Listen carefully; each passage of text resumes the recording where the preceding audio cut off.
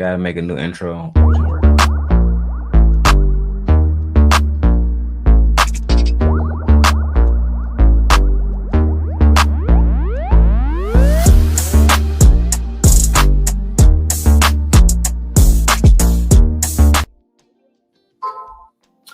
All right, guys, welcome back to another episode of the Gently K channel featuring her simp husband, me, Daryl Long, the simp god. Change my wife's name in here. Please do. I don't want to think that I'm, controlling. Oh, yeah. Oh, yeah, I had a conversation with Izzy Vance the other day about our marriage. What? You never told me that. Why you talk to somebody who ain't married? They said that I'm the leader. Okay. And that you just do, that I just advocate certain stuff to you. And that is leadership, like when I had you watch over Leia. That's dumb. All right, so we have a few videos we have to break down today, but first let me do a few things. Marc Lamont Hill versus Brian. Oh, no. Interview with Julie McKnight and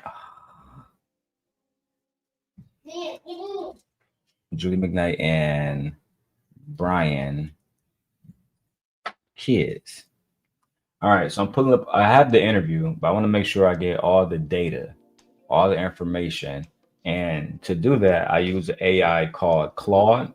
It is my favorite thing to use. So let's talk about it. This interview is a deeply emotional and troubling situation for the McKnight family. We have Marc Lamont Hill, who conducted an exclusive interview with Brian McKnight ex-wife Julie McKnight and their son Brian McKnight Jr., which was released earlier this week on the platform known as Patreon. Now, the most heartbreaking revelation from the interview involves Brian McKnight Jr. describing how his late brother Niko, while battling cancer and facing death, called him sobbing, asking their father to say, "I love you," only to have Brian McKnight Sr. allegedly respond to his dying son, "I can't arbitrarily say that I love you," because he never did. Saga continues. Now, me and my wife did watch the first 30 minutes of this, babe. What do you think about it before we keep going? I think these people were very truthful. I didn't get the sense that they were lying. I think they told their truth. I think they gave us more information. They gave us more details, though, about things than when he talked. He just gave you like an overview. They kind of like put things into perspective. And they even addressed some of the things that he said. So I didn't get that they were lying. It just made, to me, listening to them and listening to him, I don't believe him. He's a liar. It was clear that Brian McKnight didn't give Anton Daniels all of the details of the situation. It was pretty much clear to me that Brian McKnight left out a lot of key details in the interview. Y'all like this upper? Yeah, y'all like that? Y'all like that? Anyway, let me go back to this real quick. So let's go ahead and break this interview down. Shout out to everybody that's coming in. All right. Hey, y'all. I see we got a few new people coming in. And shout out to all of the people that's watching our videos that I post. My wife got 14,000 views on her channel that she didn't even know about. No, I didn't. Let's go ahead and go to the interview. My wife got to leave in about 2 hours. Yeah, something like that. All right. Yeah, about 2.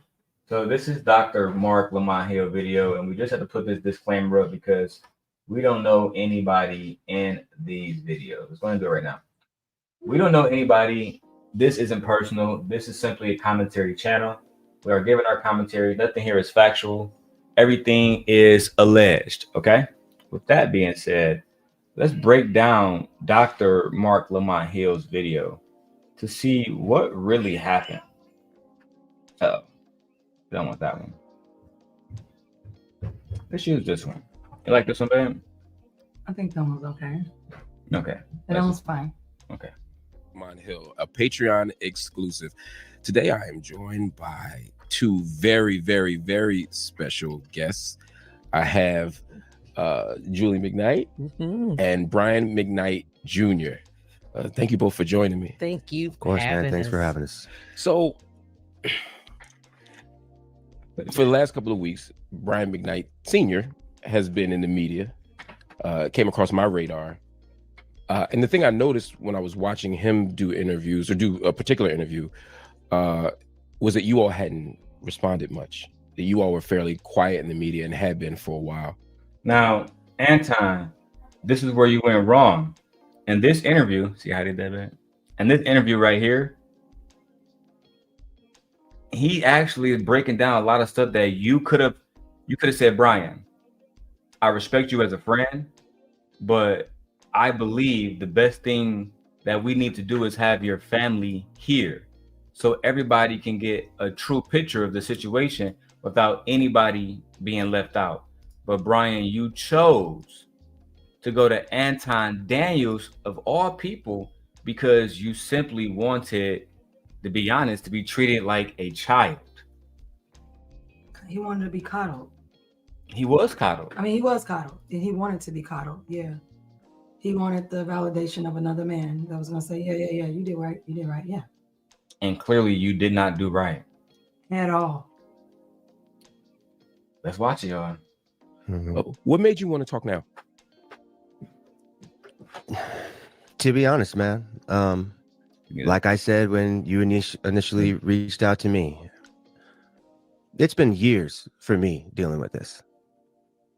Years. We're talking since 2019. This has been our family story in the media. And I have said pretty much all I've needed to say about it. Do you know what I mean? It's really not things that I necessarily even feel for me personally I need to rehash anymore. But with this new set of things that have been said and the way that it seems like this is going to continue to play out, if we don't say something, is a big part of the reason why. And you yourself personally, I wasn't going to talk to anyone else. And to be even realer, it has even nothing to do with the spat that you and my father have. Me and my boys have always appreciated your point of view on things and the way that you handle your conversations and the way that you talk.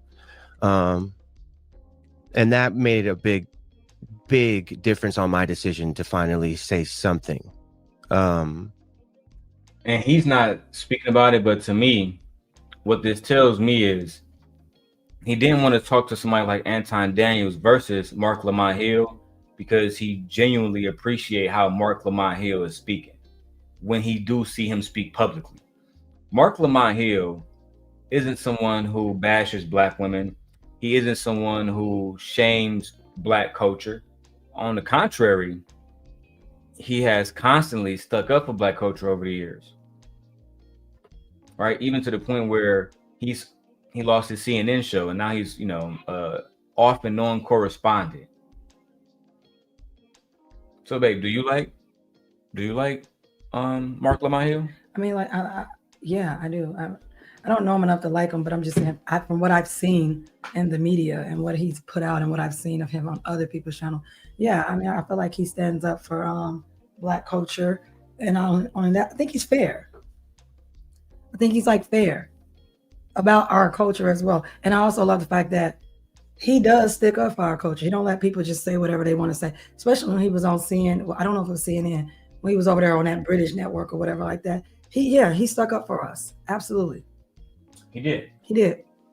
He's a member of Kappa Alpha Psi. Okay. So he's a noob. Shout out to the noobs.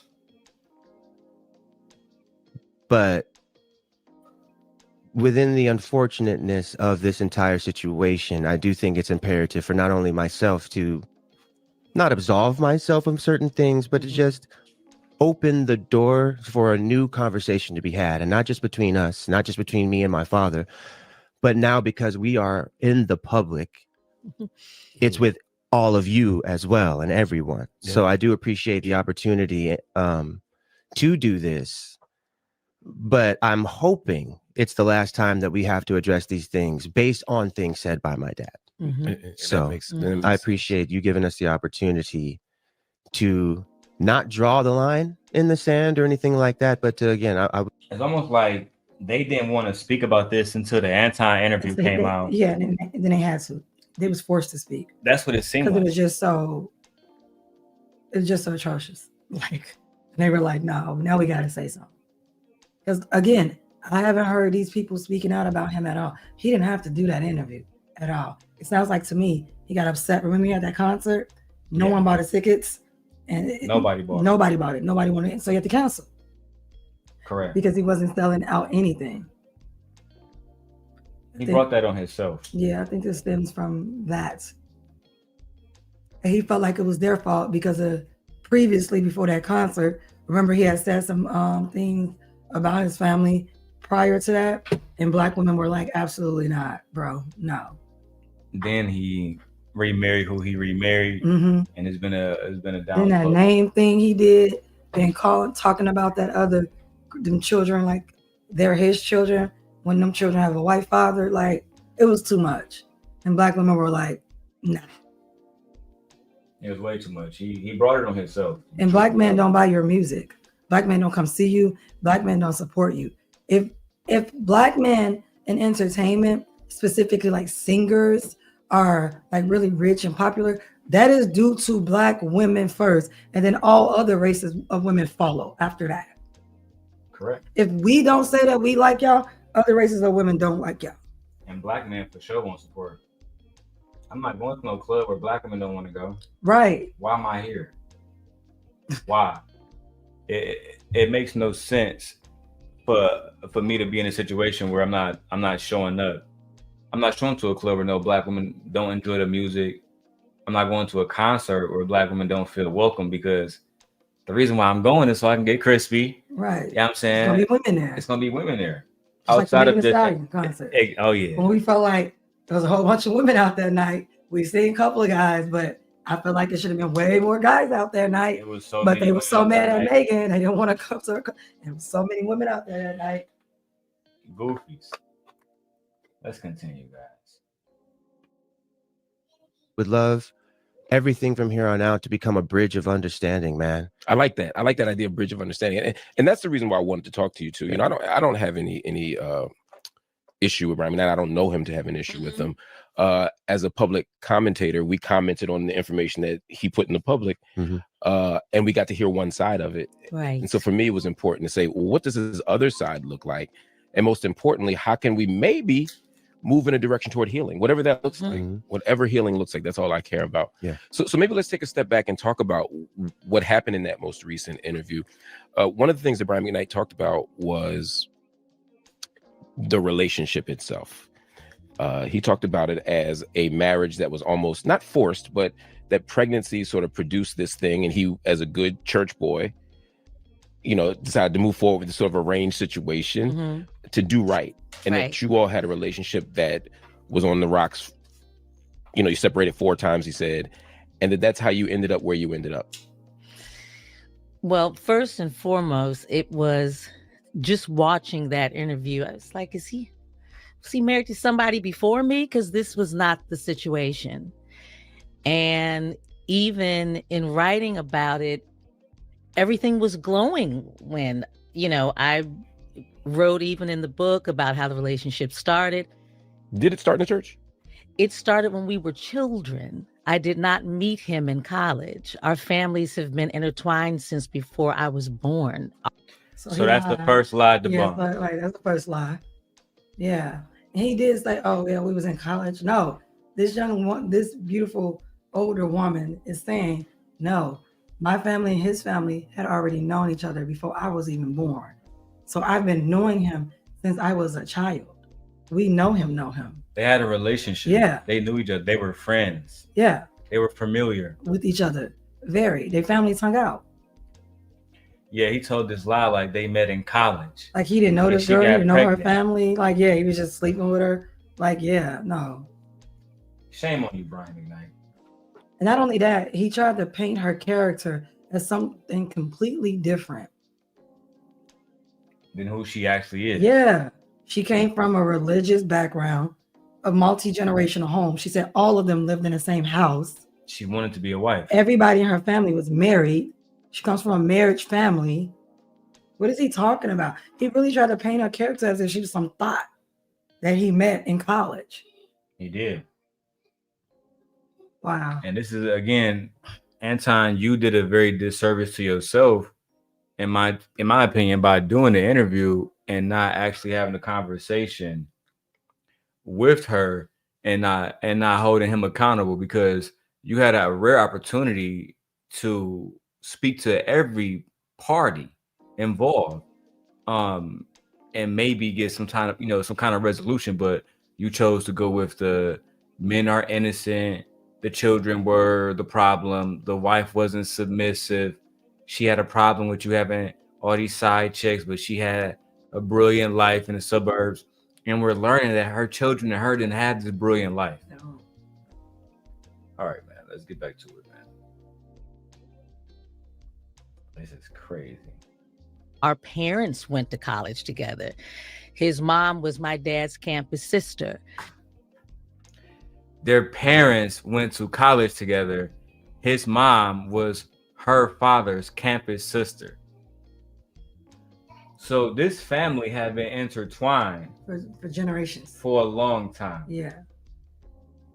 For a very, very long time. And this is why you can't just watch an interview and see one side of a story and believe it. You have to get all sides before you judge a story. Let's go. I wasn't this girl who met him in college just hanging out on campus. Our families have always been together. And at the point where I realized I was pregnant with this beautiful one when I came home for vacation.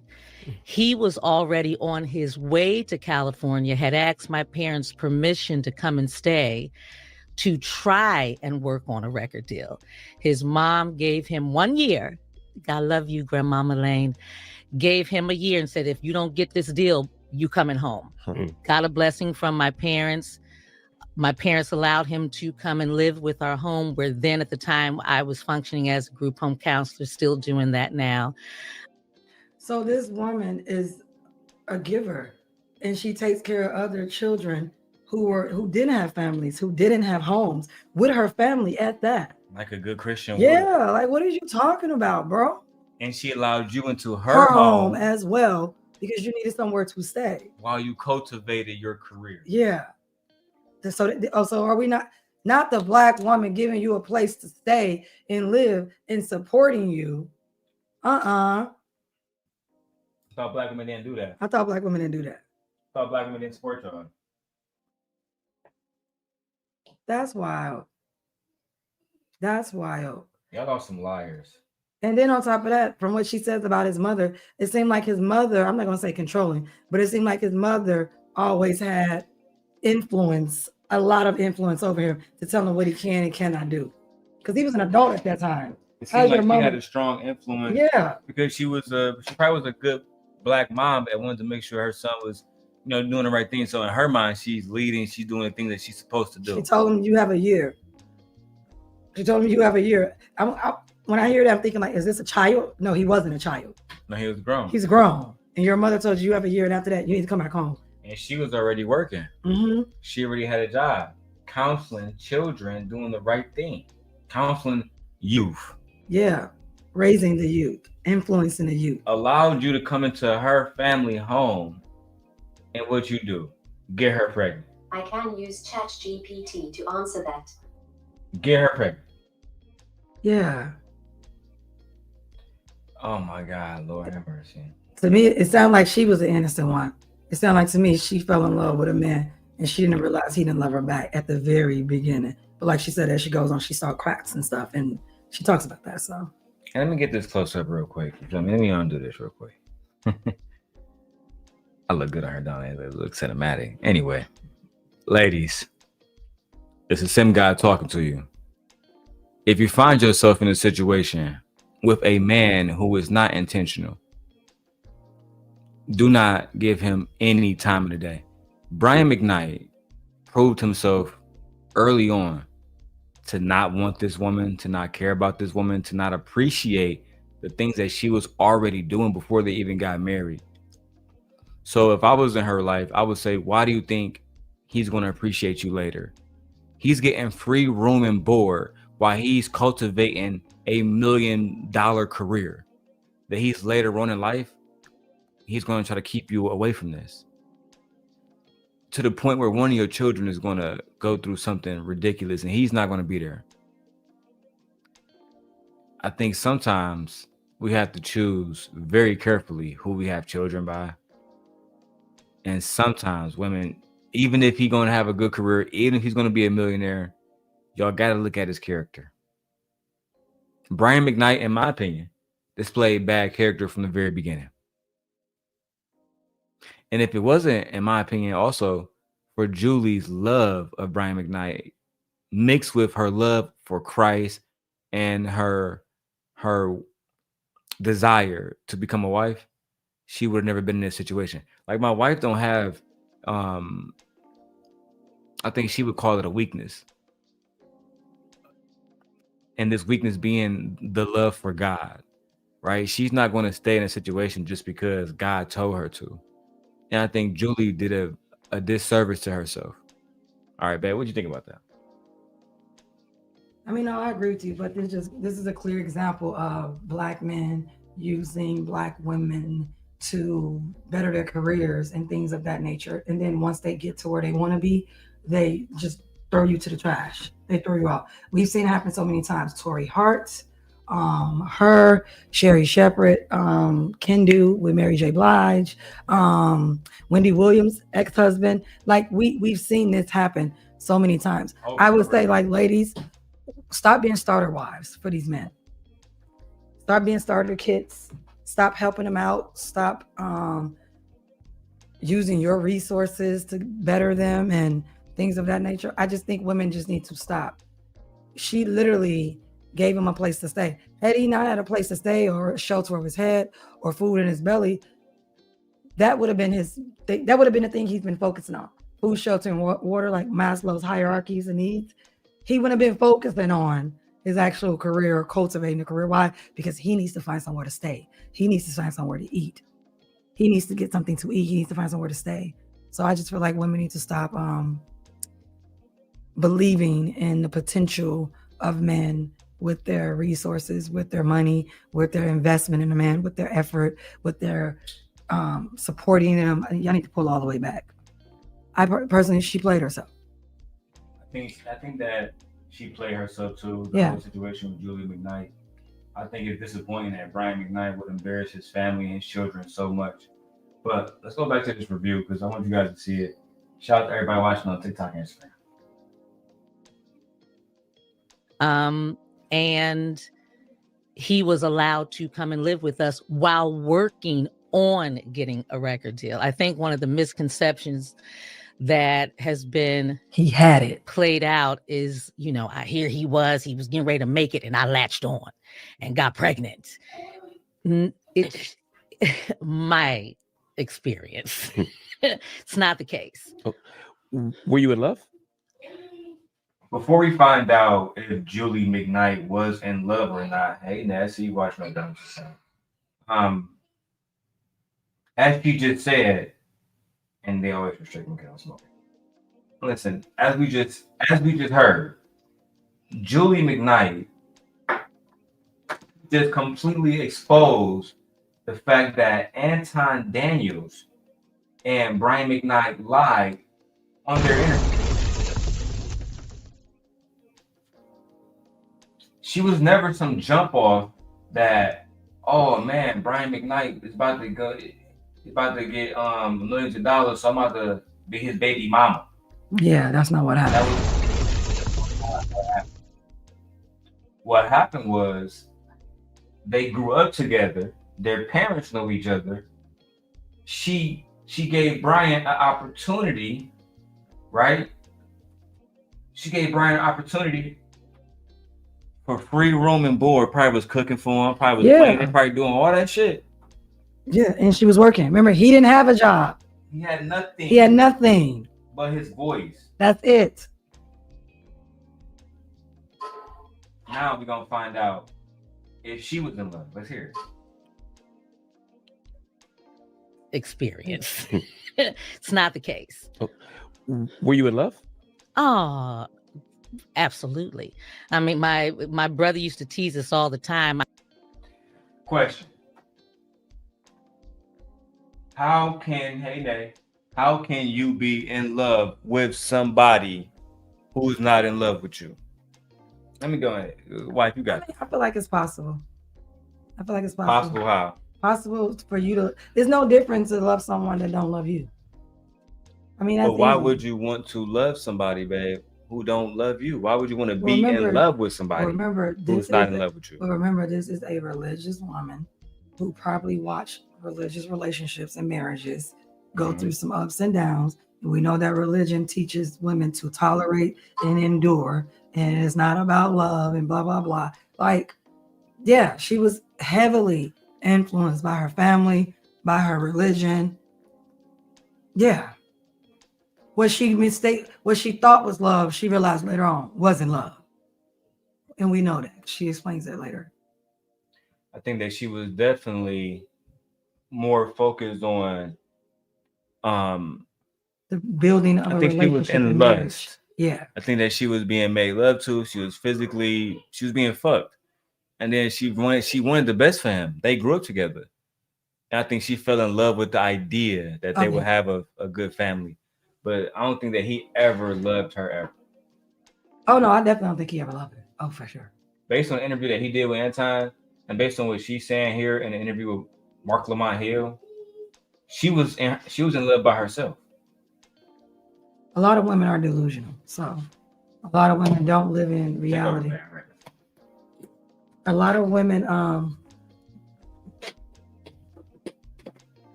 I would say a lot of women are delusional. A lot of women don't live in reality when it comes to men. I get the sense that a lot of women just like to believe what they want to think about men. And then that particular thought, just plays over and over in their head. And they don't live in a reality. They don't live in a real world. Also, a lot of women don't take a man for face value. They really don't. A man can literally tell them to their face, I'm not interested in you. And what she gonna hear is that he's not interested in me right now. But he didn't say he didn't want to see me. I feel like women hear things that aren't being said. And I feel like Julie really misinterpreted a lot of these cues that she probably thought was love, and it wasn't. Also, I don't know. I haven't heard anything about her being with any other man or having any other type of relationships to compare him to. So that's also a bad thing as well. I just feel like women need to get out here and experience the world and experience themselves. That way they won't be confused as if when they meet one guy that he's the end all be all and that I should marry him. Girl, you're gonna have to get out there and date multiple men, because that whole falling in love with the first person you had sex with, giving them kids with, I don't know if she was a virgin. Was she a virgin or not? She probably was. That is never confirmed or not confirmed whether she was a virgin or not, but I will say this. I think that she was a fool to want to be with a man who don't want to be with you.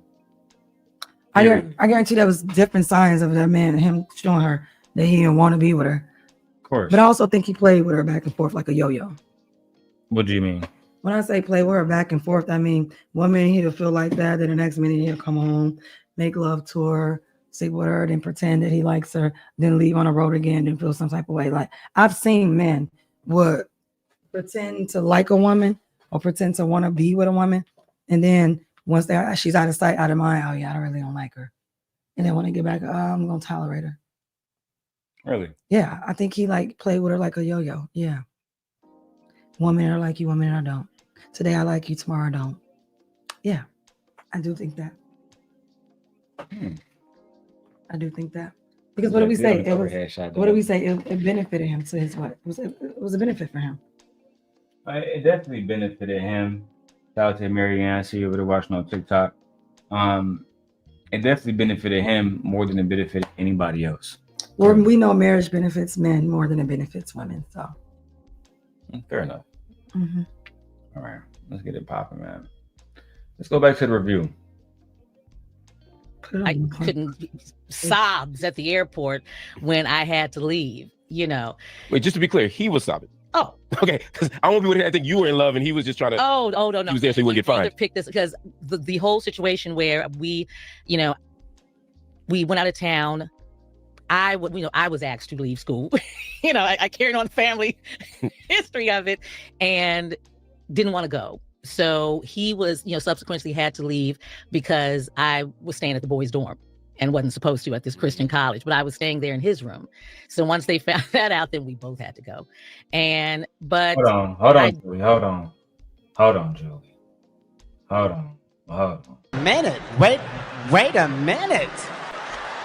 Wait. First of all, you're not gonna speed past that like you didn't just say what you just said. I was rooting for you. We were all rooting for you. How dare you? He was definitely using her.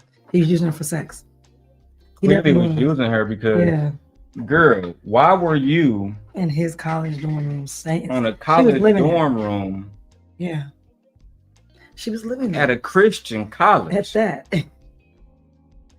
At a Christian college with a man living in the dorm.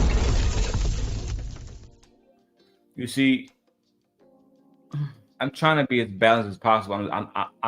I'm rooting for you, but sometimes women have to hold themselves accountable.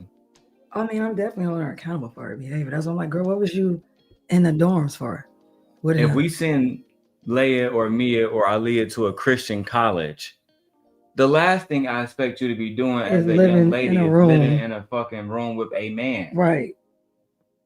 And Brian, if you are at a Christian college, sir, isn't it your responsibility to, I don't know, follow the rule of the fucking Bible?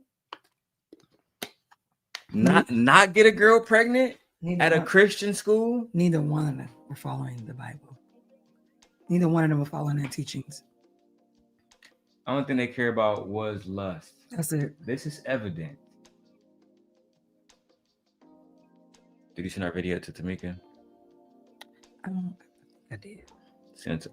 Let me do it for you. No, I'm not gonna do it. Send it to everybody. It's hot in here. We need 1,000 watchers. All right, and we watching Brian McKnight be exposed. Don't y'all want to see this? Or y'all want to have DMP conversations? Or talk about Jay Prince or the Manosphere? Fuck. Let's get back to the video. Look, you see the camera switch up? That's lit. Don't think in any way I have ever been unclear about the fact that there were definitely deeper feelings in the relationship. Which is why it was so disturbing for me, because even the scenario of I'm pregnant, now here we are, my family, from my grandmother down, because we all lived in one house, my grandparents, my parents, I had 2 cousins there. We were, like I said, we were running a group home. And he came in, found a place to be in that situation. And my family. Don't that sound like what Smoke said him and Stack did to Mary mom? Yeah. So correct me if I'm wrong. She's saying that her mother ran a group home, just like Mary from Sinners. And when Brian needed a place to stay for free, just like Stack and Smoke, he went to a woman to use her. Then after this, he built up his career and ultimately cheated on her and leave her for a white woman.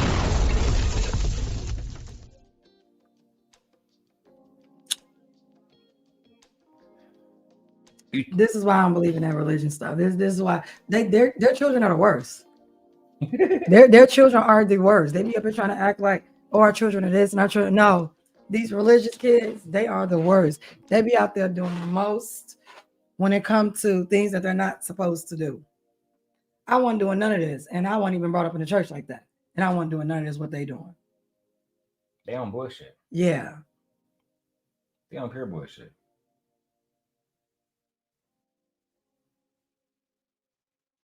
All right, let's keep going, man. We got a lot of interview to go. And shout out to my beautiful, beautiful wife in the building. Oh my God. from day one made it very clear you do not have to marry her. She will be fine. I made that clear. I think he was saying some of it was his own guilt, though, and his own upbringing in the church. His mother made it clear to him that he did not have to. We all had a family conversation about it because she was so close. Yeah, let's go ahead and stop right there, Time Dog. That's lie number 2. That's lie number 2. You, Brian McKnight, you said in your interview with Anton that your mother actually made you get married because she would be banned. You wouldn't be allowed to do certain things in the church. That's what you said. Let me tag Anton here. And she just said, no, his mother made it very clear to him that he did not have to marry me. My family made it clear to him. I made it clear to him. You do not have to marry me. She's going to be fine. That's another lie. Why y'all sitting around lying when clearly that wasn't the situation, bro? Like she said that y'all had a family meeting. Meaning like everybody, the elders came and sat around. And said y'all didn't have to get married. But yet on Anton's interview, you said that it was mandatory. You were just doing the right thing and being a good old Christian boy.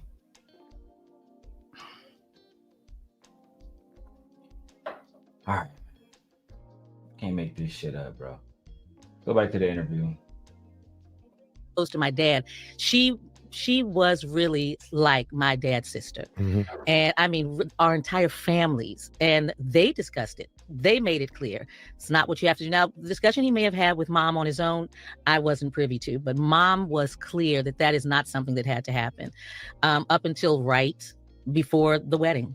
Wow. So, and the reason, y'all, that this was an important talking point was because not just in the most recent interview that Brian McKnight did, but over the last few years, he's talked about his new relationship. He's talked about his new songwriting ethic. He's talked about a few things where he said, I've never had these feelings before. I've never done these things before. He said he'd never loved anyone like that before, or loved anyone. He said, I've never even liked, I've heard him say before, my partner before like this.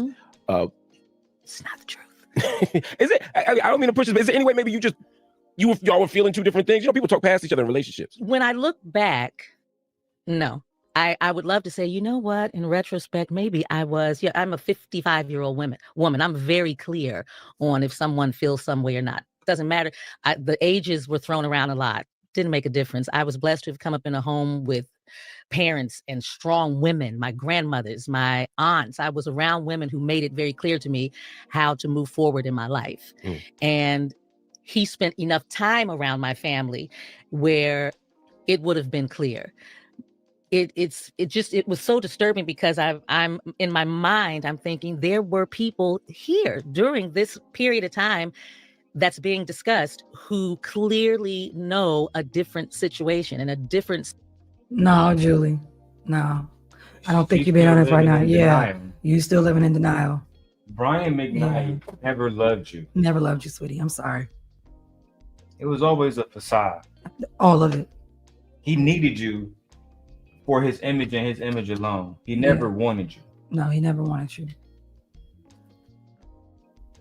The fact that he can say that he don't love your children tells me everything I need to know. Yeah. This man don't care about you. He never did. He never cared about you. Yeah. He used you to boost his image with Black women. Because Black women, especially the ones that he was trying to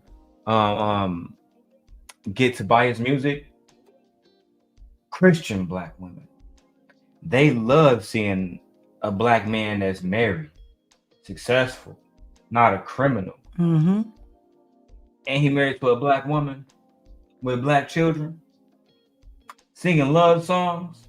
Yeah, you're gonna get rich. Girl, yeah, like he never loved you.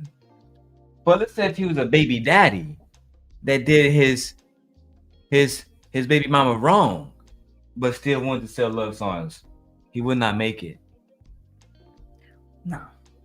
Because Black women don't want to deal with those type of things. The same way Black men don't want to deal with baby mamas is what I was trying to say. I don't like the fact that I need her to come into reality. I don't think she's awake right now. I feel like you're still like halfway in and out of sleep, girl, about this man. And you need to be honest about yourself with this man. This man never loved you. The whole thing you literally just said, our family sat down and talked. Why does y'all family needs to sit down and talk to y'all when this was your relationship? That tells me he never loved you. And it also tells me you let everybody else around you make decisions for you. Correct. Like, what are you talking about? Everybody made decisions for you. I never had to sit down at no table to be if I'm gonna be with some man or not. We've never had that happen. Why would you? And why would I? Like, yeah, like why are families sitting around saying like as if we're royal families and stuff like that? Okay, well, now you're pregnant, and I think you guys should get together. The fact that y'all families did that let me know he never wanted you.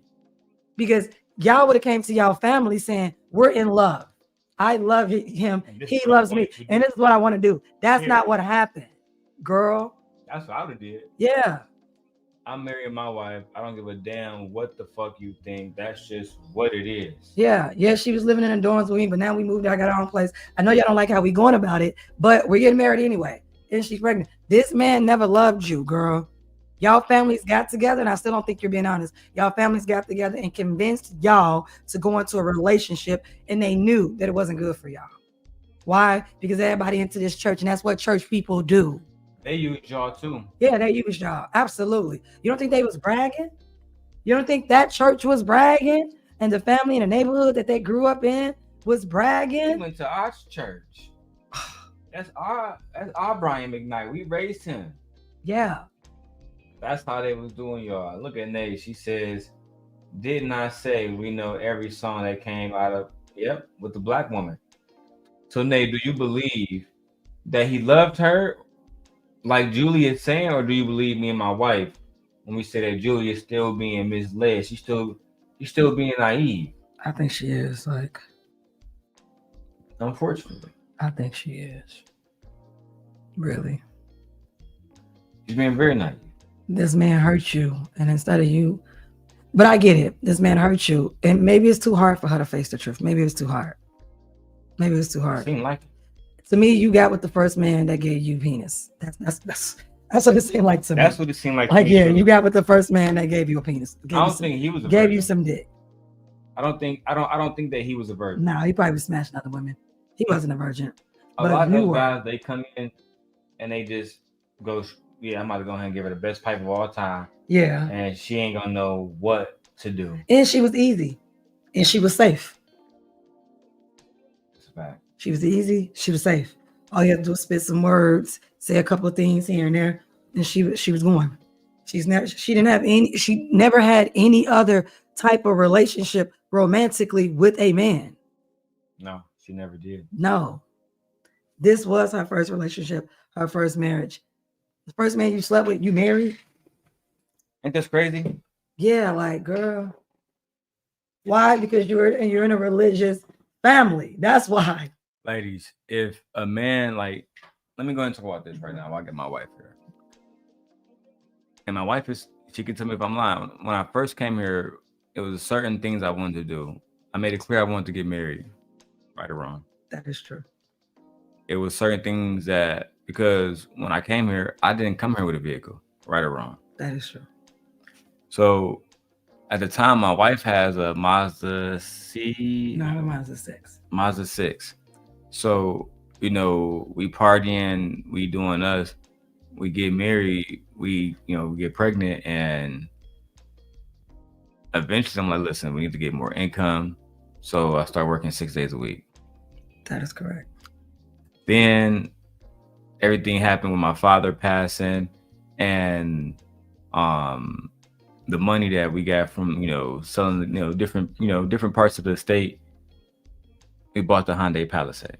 That is correct. Even though I tried to buy a Ford Explorer ST, but the whole point is this: I was very intentional with my wife because she brings a lot of value to me. Even when she get on my nerves, I still love her to death, and I'm happy to be doing life with her. And I think that Brian McKnight didn't take that approach. If I didn't love you so much, oh my God, our relationship would be dark. Oh yeah, well, we want to have a relationship. Yeah, we want to have a relationship. Yeah. And I don't understand why he kept himself in that situation. Yeah. If you didn't truly love this woman, You wasted your time, her time. You created children out of something that didn't need to be. Mm-mm. And one of them is, with the ancestors now, because y'all didn't take care. You didn't take care of him. Nope. You, Brian McKnight, did not take care of him. Could have caught that early. You could have did something about it. These boys living out on the street. Yeah. Y'all gonna hear it. Let's go back to the interview because I want you guys to hear a little bit more of it. My wife gotta get out and hit the road. You sure you don't want me to go? No. Okay. All right, let's go back to the interview. Side of the story. I mean, even when this one was born, the comments made about, how they were here and how they were made. Oh my God, BJ, you couldn't pry him out of his arms. Well, that was going to be the thing I have for you, BJ.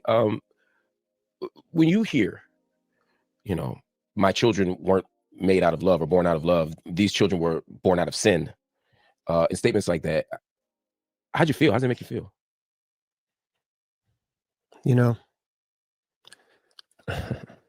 It's interesting for me, to be honest. It's different. Mm-hmm. It doesn't sting. It doesn't hurt my feelings because I understand. As someone who has been in my own, I've gone through it all. I've gone through everything my dad has gone through in half the time. You know what I mean? I've got 3 children, 2 different women. My first 2 kids I had with someone I wasn't in a relationship with. Right. You know what I mean? I am able to put myself in my dad's shoes and say, okay, well, if you were 19 and 20 and you weren't ready to have a kid yet, I know that there had to have been conversations had around not having me. So, and from that standpoint, I can understand that maybe what he's trying to say out of spite and pettiness to hurt my mom may not necessarily be how he actually feels. See, I'm able to separate the 2 things. That's a generous reading of him. I get it, man. I've said many times to this whole thing that I think that I'm the person that... Anton, you see how Marc Lamont Hill is showing grace. He's showing grace where you won't show any at all. That was a very generous read. What did you hear Brian McKnight say on Anton's interview that was generous? That was nice and kind about anybody. Anybody. I only heard him talk about the white wife, and that's it. And her children. They That were ain't the his. most politest, most respectable well-behaved children I've ever seen. What? Didn't you raise children? Are you saying that this, we'll get there. We'll get there. I could help my dad. Right. And that's not coming from a place of ego. It's not coming from a place of feeling like I'm better than him or smarter than him. No, I understand, dog. I've been through it. And I've managed to keep my integrity through all of this, maintain honesty as well as I can as a young man trying to figure himself out and do things. I've made mistakes, especially in relationships. A lot of which I learned from seeing the relationships around me, as we know how it goes with conditioning and generational things. So it's just like, I've had a lot of time and self-work on myself to reach that level of being able to not just have it hurt my feelings. Does it hurt my feelings? Of course. I'm not going to deny the fact that hearing your father say these things publicly is where it's an issue for me. But like I said years ago, me and my father have been way past the father-son role at this point. It's time for us to have a conversation as men. Absolutely. I've always been willing to have that. Mm-hmm. Is he unwilling to have it? I don't think he's ready to have it yet. And that's not a jab at him. Mm-mm. Well, let me ask you directly, though. Have you tried to have that 100%. 100% for years. And when you reach out, just to be as fully transparent as possible, because that's what I plan to be today. Yeah. My father told me that the only way that he would have the conversation with me is that if I went online and told everyone that I was lying about the initial post that I made back in the day. the 2019, Yeah. yes. And if you aren't... So Brian said the only way I'm going to speak to you, boy, is if you go online. Admit that you're lying. And admit that you are a liar and vindicate me from all public scrutiny. How fucking selfish. His image. Remember, and why not bring this up? Image. That's what I'm saying. Why didn't he say this with anti-interview? Like, bro, I told him unless he come forward, I like, come on, bro. We withholding information from the homies. Now you got him looking bad. Brian McKnight is a liar. He Brian would have McKnight held definitely information. liar. What is it called when you hold a lie by what? When you withhold, you omit information. Yeah, he omitted for sure. Sure. Yeah, that's still a lie. Damn. Yeah. Yeah, bro, this ain't looking good for you. And it's just the beginning. This is not looking good for you at all. Lord have mercy. Let's go, man. We got my wife all sleepy. Cause this one, I don't know. I don't like this one. I don't. Because this one's more like a body instead of like a sativa where it's like an upper. This one's more like Got you ready to go like down in the for couch. pound, In that, ready yeah, to like, go, it's like ready in to the couch. Like, yeah, I can't say, don't give me that no more. go. Oh no, that's funny. I can't take that no more. I need to have my different strands, like sativa, nice little hybrid. Then you have your indica for at night, like when you laying down, you ain't doing nothing. But during the day, yeah, sativa and me all day. Not sativa me all day. I'm just saying. No, you trash, bro. He is You trash, bro. And Anton, I said Anton didn't do a good job on that interview. He didn't ask any tough questions. He let him tell the story, ran with the narrative, and because Anton has his own biases about women and black women and all this other stuff, he believed everything this man said. It wasn't a good interview at all, Anton. No, he played you, bro. Yeah, he played you. He ripped you off of a real good interview. exactly, because you should have brought the kids there. That was your chance. Because if you about family, how are you interviewing one person and saying, well, this is okay? You didn't even interview his new wife to say, are you okay with these things? Because now people are presuming she is, which is I bad think for her. she is. Yeah. Even I think she. What kind of woman is this? Ain't no way. I don't know if she is, but until she says she not, we got to presume she is. And then what type of woman would be with a man like this? Exactly. Talk about his kids and everything. Like if the people of Chicago was against ICE and didn't do anything, we would assume they are for it. But the main reason why we know they're against it is because they're out in the streets speaking against it, going protesting. stupid. Yeah. Following agents, doing everything they can to say, you're not wanted here. She's not, not she. I'm low. I'm just saying, like, no. In my mind, if a woman sits back, and I don't want to say allows, but you don't speak up or say anything about the things that this man is saying about his children. What about if that was happening with your children? What about if because you're a divorced woman too with 2 children, but and that man saying for that, babe, it's like guilty by association, and like because you didn't say anything. She ain't say anything. No, she's guilty to me. Yeah. To me, for you, I would never be okay with you dragging your children through the mud on national TV, online, talking about you don't love them, you never love them. Shut up. If that's how you feel, keep that to yourself. I feel like don't come out and say that. There to be like, what are you doing? Because this is defamation at some point. So if you sitting back and like if I sit back and I see a crime happen, I'm on my iPhone, I clearly call the police, but instead I just go home or record it. I feel like that person should be charged too. That's just me. I don't got nothing against your wife, Brian McKnight. I'm just saying, I feel like she is just as culpable now as you are. Yeah, we can't take her serious now, girl. Absolutely fucking not. No. Are familiar. Yeah, I made an Instagram post back in the day. I mean, pretty much saying that, yeah, no, it was simply stating essentially that I do not dig the way that you're treating my siblings. Absolutely. Did I say he abandoned us? Did I say that? All of that became misconstrued through all the BS. And then within his responses of not really knowing what to say and obviously not having someone on his team tell him to maybe take a beat. But no, all of this stems from the fact that the one thing that I will never tolerate, nor condone, nor deal with is you mistreating my family in any way. No. Was my post petty and spiteful? 100%. I knew, because I knew my dad, that was the only way to get his attention. I was trying I've been clear about that. I was trying to pull the post in 2019 though, because it's definitely being framed now as if you said he abandoned, right? Which of course raises questions given your age and other things. Of course. What were you trying to communicate in 2019? What exactly were you trying to communicate? That I would never do that. Do what? What's the thing? Turn my back on my children, no matter what they've done. Okay, so that's an interesting place to start. Digging a little bit. So it's very hard to find that post that he made back in 2019. Has been basically spread on the internet. I will see if I can find it, but I do remember it, and because My mom loved Brian McKnight.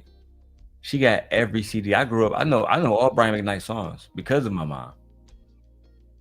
Still have your picture in the frame. Don't even matter. Don't even matter because the old generation ain't got no money. Millennials, we ain't buying his music because we don't do that. Brian McKnight, for me as a young man, inspired love, right? Those songs inspired me to want to be in love. But, you know, like so many different music moguls, whether it's Suge Knight, Sean Puffy Combs, now Brian McKnight, they all are falling from glory. And we get to see them for who they really are, which is animals. Brian McKnight is an animal. His son had cancer, died. And still you couldn't say, I love you. You just couldn't say those 3 words to appease that boy in his final moments. And to me, I could never fuck with you because of that more than anything else. The cheating, the interviews, all the rest of that, I'd have been like, you know what? You want some other shit, you gotta make money. Your platform is dead now. I'm black, I'm not supporting you. Your children are your children, bro. But to let that boy go to his grave thinking that he was unloved, I never fuck with you no more, cuz. Straight up. You feel me? That's unforgivable. Yeah, that's just wrong. And I hope that when he made it to the ancestors, the first thing they did was give him a hug. Right? I'm gonna do a whole separate video about how this ties back into black males' trauma, and I'm gonna tie it back into the study of ACEs. But that's a whole different video, whole different day. All right. Let's keep going. He doesn't deny that there's a rift and that there's a moment where y'all stop talking. It seems where y'all are disagreeing is the why and the when and the what. Absolutely. What was the moment or the thing that caused you all to separate? I think there's 2 different separations there. I had mine individually. My sons had a different one. You know, when was yours? Mine was when I was not going to tolerate his girlfriends anymore. That was the last straw. Yeah, they're Hold on. What did I say? Hold on, not Christian Brian. Wait a minute. Wait, first of all, you're not gonna speed past that like you didn't just say what you just said. Didn't I say earlier that as a religious woman, she's taught to put up and tolerate with a lot of things from a husband? I said that. Yeah, you did say that. I said that. Told you. So she was allowing and tolerating him go out here and cheat on her. And she got tired of it. She got tired of it. And when she grew tired of it, time to go. So basically it says to me that you went and divorced her. And babe, can I speak on something for you? Like, can we have a conversation as husband and wife? Well, I get confused that I think men are stupid sometimes. Because even Marc Lamont Hill is very intelligent. And for him, maybe he just asking the question, being an interviewer. But women always lead first. If you get upset with me, it wouldn't be Aegon saying, I want to leave my daddy. It would be you saying, I'm tired of the situation. The women always come first because they are the adult in the situation.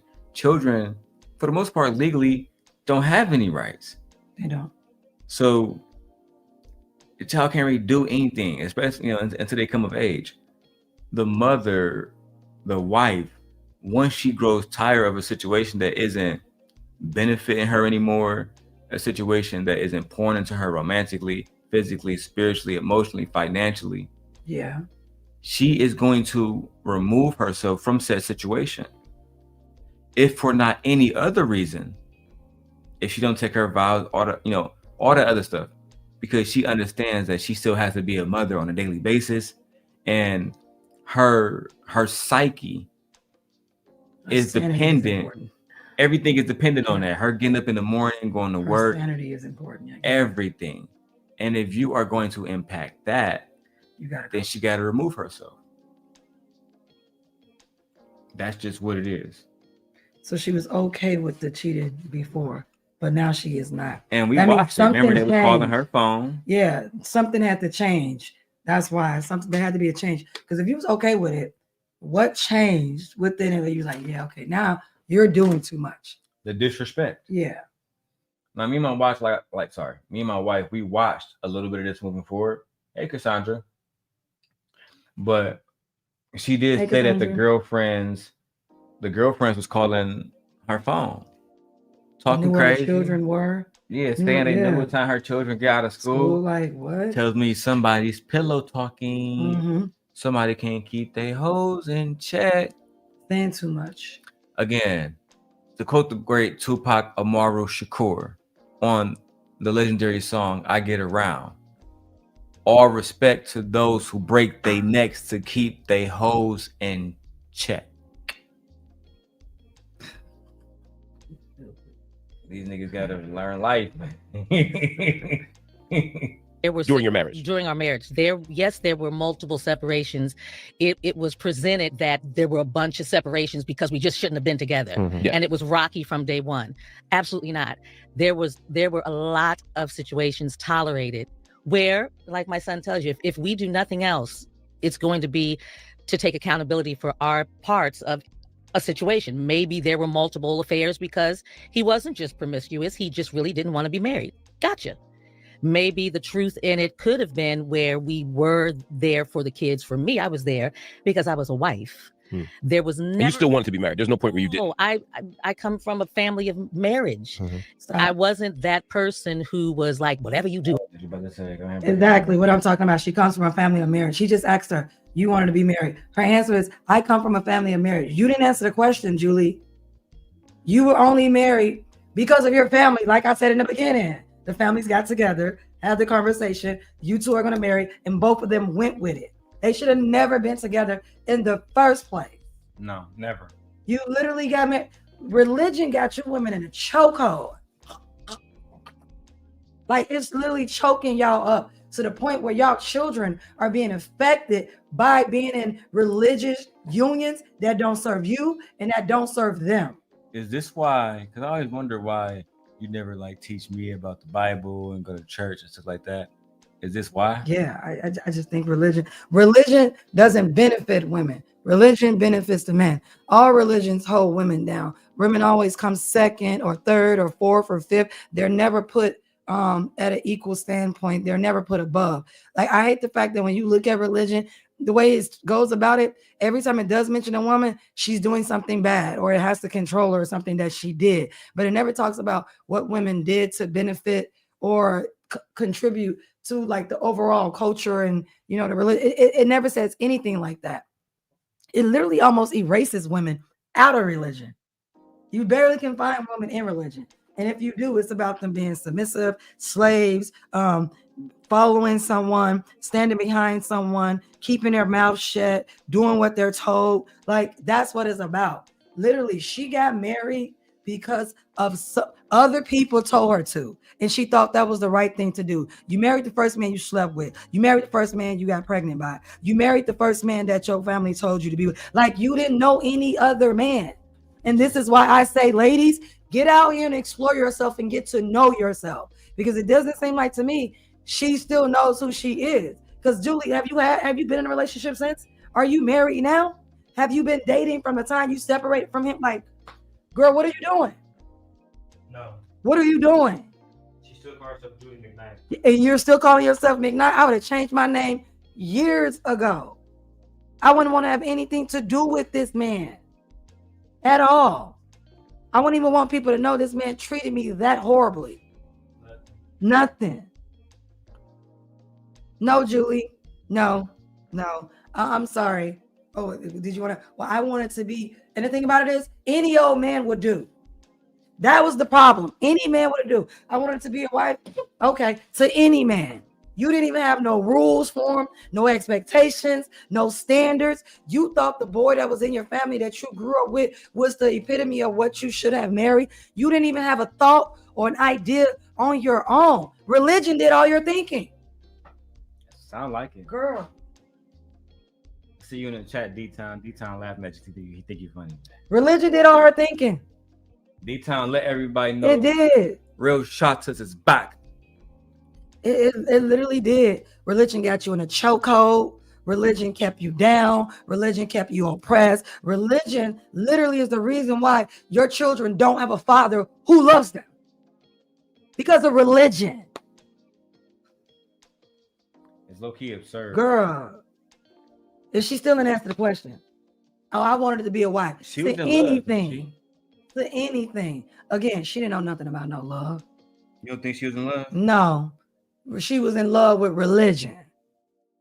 Damn. That's who she was in love with. Religion was her husband. Religion was leading her. We got that good camera look on here right now. We look good. Nah, I'm sorry. I'm sorry, Julie. Like I said, I'm fair across the board. I'm still gonna roll with you, but if you was my homegirl, you clearly didn't have no homegirls. She was in Christian college. Right? You clearly didn't have no homegirls. It don't matter about her being in Christian college. She was still in a Christian college in somebody else's campus dorm room, fucking and sucking and sleeping in his dorm room and living. So I don't want to hear about you being in no Christian college. So if y'all was doing that in Christian college, that means everybody else was doing stuff in that Christian college too. And I guarantee you, they could have been the only ones. They weren't the only ones. I'm not trying to hear that. That's my point. No. And I guarantee you, those Christian girls, they didn't marry them other men. I guarantee you they didn't. Girl, your religion had you in clink. Your religion had you locked up in prison. That religion was leading you, the way you walked, the way you talked, the way you thought, how you thought of a man. Like, girl, they could have threw any man at her. It didn't even have to be Brian McKnight. She would have took him because all she wanted to be was a wife. A lot of black women have to understand. Again, you have to have more standards for yourselves. Because no standards. She had none. A lot of these men will take advantage of y'all, especially if they feel like you're going to do whatever the church say. You were a goer. Exactly. You a goer. You a goer. You were a goer. And the thing about it, you was going for any man. It didn't even have to be Brian. It would have been, she would have went for any man. Any man. And then she had no one else to compare him to. She had no experience nowhere else. And y'all don't even like these women with no experience. They always talk about, we want virgins. We don't want women with less bodies or nobody. Y'all don't even like these women. Look what y'all do to these women. Y'all don't want no church going girl. She ain't fun. This woman wasn't fun for him. Cheated on her. Cheated on her multiple times. Shitted on her. And he can go back and play in her head and play with her mind. And he probably played around religion. And he didn't have to divorce her. Why? Because she got religion on her side, and religion gonna tell her to stay with her man. Correct. Girl. Now listen, if you guys want us to open up the panels, girl, to have a conversation, we're not even asking for no donations. All right. Only thing we want y'all to do is hit the like button, share the video out to a friend, and put a 1 in the chat if you want to join the panel. If you want to join the panel, if you want the link, put a 1 in the chat, and I put it in there for you. Make sure the like button. Top YouTubers are back. Julie, I'm just gonna call it, girl. You stupid. Damn. You very stupid. That's how you feel? Yeah, she's very stupid, young, naive. Like, I've been young and I've seen young people, but I've seen young people that's not this stupid and not this naive. Wow. You dealt with it. So your entire life was dealing with a man due to religion, that a man never loved you, girl. And then I know that she was like so focused on her religion. Brian McKnight never said that she cheated on him. He never said he caught her with another man. She never even said she stepped up. Not one time. She was dedicated to girl. No, she was dedicated to that religion, telling her she needs to be with this man who don't love her. Let's continue the review. See what time it is. All right, you got about 30 minutes. I got you. No, we're going to do this. We're going to talk about this. What's happening? I grew up within the industry and I was so protective of him because I knew that he was not ready for the demon that is the industry. The demon, and that's Hollywood. I knew that. So I was very, not controlling, not possessive, but very protective of how moves were made. People that were allowed around him, whether it was, allowed's the wrong word. Man. I feel something coming. Go ahead, baby. No, you wasn't very protective. You know what you were doing? And let me make sure I get my thoughts straight. She tried to say I was very protective and everything. No, you was doing everything for this man to prove that you was worthy of this man's love. I'm not trying to hear that. I'm not trying to hear that. You did. I was very, no. You was trying to prove yourself because you already knew that this man didn't love you. You already knew that this man, you didn't feel it between y'all at all. You didn't feel it. Because you said, oh, it was clear. Girl, what that mean? Nothing. You didn't say he told you. You didn't say I was laying down. He wrote cards. He made a song for you. You ain't say none of that. You said it was clear. No, you was doing all that, which a lot of Black women do. They do a lot in the very beginning to show that to a man, you should pick me, choose me, love me. I'm gonna do right by you, and he never did. Never make a man tell you he don't want you more than once. Shout out to Judge Lynn Toler. What's up, Truckin'? Welcome to the Jillian Quake and her husband show. To where bitches are delusional about church-going boys. I'm just saying. What's good, bro? Good, sis. What's good, man? I see you on camera and stuff. What's good with you? No much, just enjoying the show, bro. I like how you got everything set up, bro. Your audio sounds so good, man. You don't even have to be close to the mic.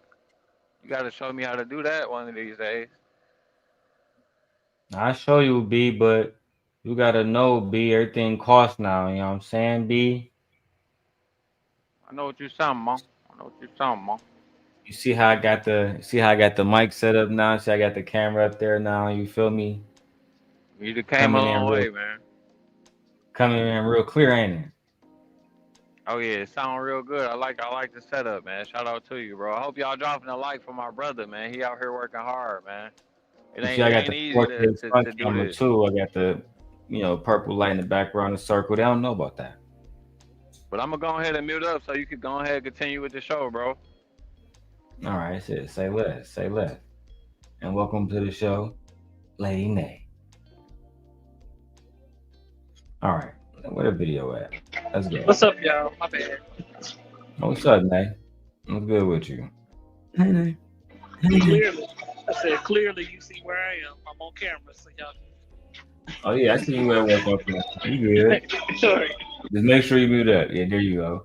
Look, shout out to Nay. I'm gonna show. Look, Nay over there doing her hair, getting money. You bum ass niggas. All right, I'm done. Let's go.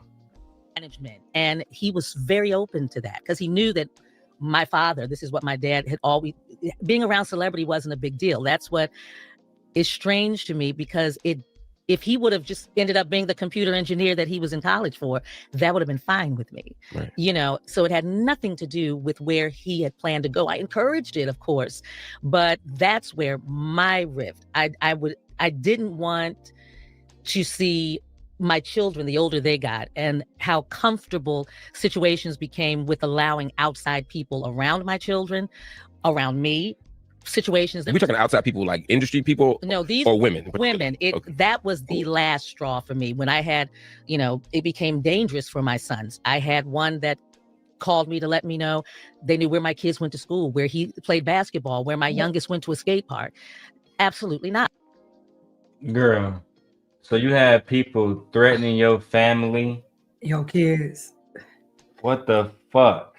So you put up with a man for so long. And your final straw was when it started hitting the kids, meaning that you was willing to sacrifice yourself all along and the kids until she felt like, oh, it was too much. It was about my kids. But guess what? Then that falls into the protection of women. I'm trying to protect you. I'm trying to protect my children. Oh, you consider beat all on me just for the sake of protecting your kids. So women do protect men. So I don't want to hear the concept that women don't provide protection because she was willing to sacrifice herself for the sake of her fucking kids. Like women always do. We always sacrifice. But Nate, it wouldn't even get that far. Has she left? A long time ago. Right, that's what I'm saying. Like, so that was the camera that broke the straw. The straw that broke the camel's back. That was it. You should have been gone, girl. You should have been did that. I told she was gonna stay in this marriage and tolerate this marriage, y'all. She was not gonna go anywhere. Due to religion. That's what the Bible says. You can't leave him unless he cheat on you or bring home a baby. It don't matter if he beat your ass. It don't matter if he cheat on you. It don't matter. You stay with that man. The only way you can get away from that man is if you commit adultery and bring home a child. Even then, they don't want you to sacrificial. I said what they always sacrificial. I said literally they teach women to be selfless. We put everything in front of us except us. So we the sacrificial lamb. Even in the Bible, all the women get sacrificed. Every last one of them. You can't find a woman in the Bible that actually went to heaven. Not one. But y'all love to thump that Bible in a woman's face. Get the fuck out of here. Right, Nay. That's what I'm saying. Like, Nay, she was going to sit in this marriage. I don't care what nobody say. She would have sat in this marriage. She was going to sit in this marriage, you guys. That's why she say, oh, we broke up. What did he say? Broke up 4 times, came back, broke up. That was going to be her life. And she was going to be okay with that. No, she was in love with religion. Think so? Yeah. And she fell head over heels for the first man that gave her some penis. Literally. Which is, it's crazy to even say. Think about it. If I only slept with one guy and I don't have anyone else or any experience with her, she's going to think that's the greatest man in the world. Which is a fool. Yeah. It's a fool way of thinking. But I can understand why she would feel that way, because this is her baby daddy. It's the first man she ever had, any kids with. She's attached. No, she's beyond attached. What do you mean? She was willing to put up with emotional harm and abuse on every level to stay with this man. So you think that Julie McKnight was a fool? Julie McKnight is a fool, and she's still a fool because she still can't admit to herself that this man didn't love her, even to today, in 2025. You can't admit that this man didn't love you. That's because you're probably still in love with this man. To this day? Yeah. Why are you still walking around with his last name? For what? Stupid. And he didn't change his name. Girl, what's wrong with you? What are y'all okay out here? I don't think she is. I don't think she is either. Oh, God, erase that. What is wrong? All right, I got something to stick. Shout out to Black Dahlia. She says, this is what the patriarchy conditioned us to endure for social bragging rights of saying, but I got a man. I have a husband. I got a man. Despicable and ridiculous. And yet here we are, shaking my damn head. Right, Black D? Look at this. Exactly. But look at this also. And you know what the mammy or the big meme gonna sit and say? Well, the reason why she don't change her name because there's so much paperwork to go through. Yeah, it's a lot of paperwork, but it ain't that much paperwork to go change it back either. Nay, Same paper. Like Christian Ken ass. Dang, what the fuck? I don't know. Look, if I ain't married to your ass no more, my kids can have your last name or whatever. But guess what? I'm changing my name back to my maiden name. My friend was married. She changed her name back. Yeah. I changed my name back to get everything processed, but she went back to being Gonzalez and not Barnes anymore. Yeah. I'm okay with that. She changed her name back. She said, absolutely not. Absolutely. You telling me that you sat there and got married all over again and still kept your name as McKnight. You a fool. A fool. You a fool. Julie, you are a fool, girl. You a fool. Still walking around with this man's name. She should separate herself completely and cut all ties with this man. For real. And why is she married? One, so you let him good juicy. He divorced you in enough time, or you left him in enough time to where you was still young enough and vibrant enough to get on another man. And you never cheated on him, played on him, went out and did anything. You never did any of that. Not I don't know this one. Maybe she did, but we ain't seen it. Nothing. Girl, you mean to tell me there was no other man out here that you were interested in? No other man? Lord have mercy. Lord have mercy. Oh, he had a good one. Oh, he had a real good one. She was dead. I think you worse than Rashida. I think she worse than Rashida. You think so? Yeah. Because Rashida's still benefiting. Exactly. She worse than Rashida. I agree. Damn shame. A damn shame. Oh my God. All right, let's go back to the interview. Unless my brother got something he wants to say, let's go. That is your narrative to control. And yes, there was a period of time where I said, nah, kids are not. My first and foremost priority is my children. There was never a time where I felt like I'm going to risk, first of all, my self-respect as the woman who my sons would grow up and be able to say, this is my mom. Yeah. Stop. What did she tolerate? What did she not? I'm sorry, Julie. I'm sorry. I got to come at you, girl. First off, you talking about you wanted to protect your kids. No, you didn't protect your kids because your kids have a father who says he doesn't love them and he never loved you. So that's not protecting your kids. You could have got out of a relationship a long time ago and they could have got a whole new father. You could have fallen in love with a whole another man that would have loved your kids and raised your kids and gave them nothing but love, care, and attention. That's not what happened, girl. And you have no self-respect because any woman that has self-respect, they don't sit in a relationship with a man who's emotionally abusing them on every fucking level. And not just you, he was emotionally abusing your sons on every fucking level. What are you talking about? And even when they went with him at 14 and 17, he was still emotionally abusing them all the way up until your son died. What are you talking about? Girl, you are in denial. And I hate when I have to sit up here and listen to a 55-year-old woman not tell the truth about religion and how it played a major role in the way she behaved in a marriage. All you did is tell me that religion taught you to deal with some bullshit. All you did is teach me that religion taught you to deal with some bullshit. And even in your family, you never, when you talked about your families, I never heard you say anything about the marriages that you grew up around showed love, had love. You never even gave me an example of how it demonstrated love. Now, it let me know that them people in your family was married, they put up with some bullshit. Them women put up with some bullshit. That's why they forced you to marry him, because they probably was already dealing with some shit like that. And they, in their mind, that's what you're supposed to do. We suffered, now you suffered.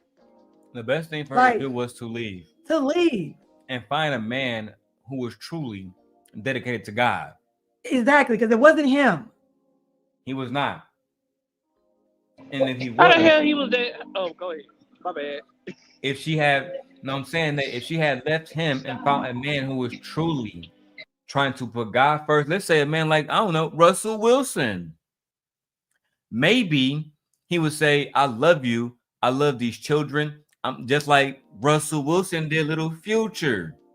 It don't matter that you had this past where you had sex with men. I'm not even thinking about that because God forgiveness runs through me so much that I don't even think about being judge, jury, and executioner, because I understand that that's for the Holy Father. Right. That's for him to do, not me. Not me. And if it wasn't for his mercy, I wouldn't even be here today. See, I have been around real Christians before. I know how the real ones speak. Jason Wilson would never treat her like this. My cousin Dion would have never treated her like that. A real God-fearing person. Yeah, Christian would have never did her like that. No. Yeah. This is a man who just wanted to smash you and be your baby daddy. And use you. That's all it is. That's it. And you were easy. And guess what else? You were safe. Too safe. Too safe. You were safe bet. She was the safest choice for him. The most submissive choice. Yep. The one that was going to go along with all the bullshit. For everything. It wasn't a problem that he had side chicks. It was only a problem until it became a problem. Yeah. Girl. Let's go. How did she maneuver these things? How did she protect us? Could I have made different decisions? Of course. I don't blame that on youth. That's life and learning. But the minute I realized, oh, these are the boundaries I'm setting, and they were continually crossed. And these don't sound like you didn't have no unconventional boundaries. You're saying we're married, no girlfriends, or if you have them, have the girlfriends leave my kids alone. No, at the time when we realized this is when you were at like, what was my break? Yeah. You know, it was when I realized, okay, this is clearly what you feel is going to be the case. So I'm going to go on it. I'm choosing to go. Got it. And when I was asked, but you should have did that a long time ago. Girl, you should have did that Break a it down long for us, time man. ago. What's your thoughts? The first girlfriend, it wouldn't have been no first girlfriend. It wouldn't have been no on the road hoe. Anytime you brought home a woman, or if I heard about another woman, I would have left you. And I would have left you. I would have left you. I'm like, in your vows, you do not simply say thou shalt have a girlfriend on the side because I'm famous. Nigga, you ain't no. So, Nay, you don't think that she was just trying to be a good wife? No, I'm not. What's a good wife then? A good wife tolerates stuff like that? I'm a good wife, but I will not tolerate certain stuff. All Good right, wives have boundaries. Nay. Ask this brother in the chair that if his wife, let's say if he was stressed out and he needed a side chick, do he think his wife would be a good woman if she allowed him to have a side chick? She'll be a dumbass bitch, not a good woman, a dumbass bitch. Because when it comes to one, when do men stop at one? When do he start back at one? It go from, oh, can I have this woman in the bed with me? To can I have another girlfriend? To can I have multiple girlfriends? Oh, well, you got to be comfortable with me having. Well, you should have said it was okay for me to do this. So no, it's not gonna happen. We ain't doing number 1, 2, 3, or 20. You know what I told my husband? I don't care what religion you in, my nigga. You bring home another woman talk about she gonna be your wife, she gonna be your wife, and I'll be divorcing you. Right. Because I will never be second best to no bitch. Nobody. Trucking, what is your thoughts? Do you believe, first of all, Trucking, are you still with us? I know you driving. Oh yeah, I'm still with it. I'm still with you, but my signal may be lagging real soon. That's why I didn't really want to be, talking too much. My audio might be going in and out soon. So, do you believe that when Julia McKnight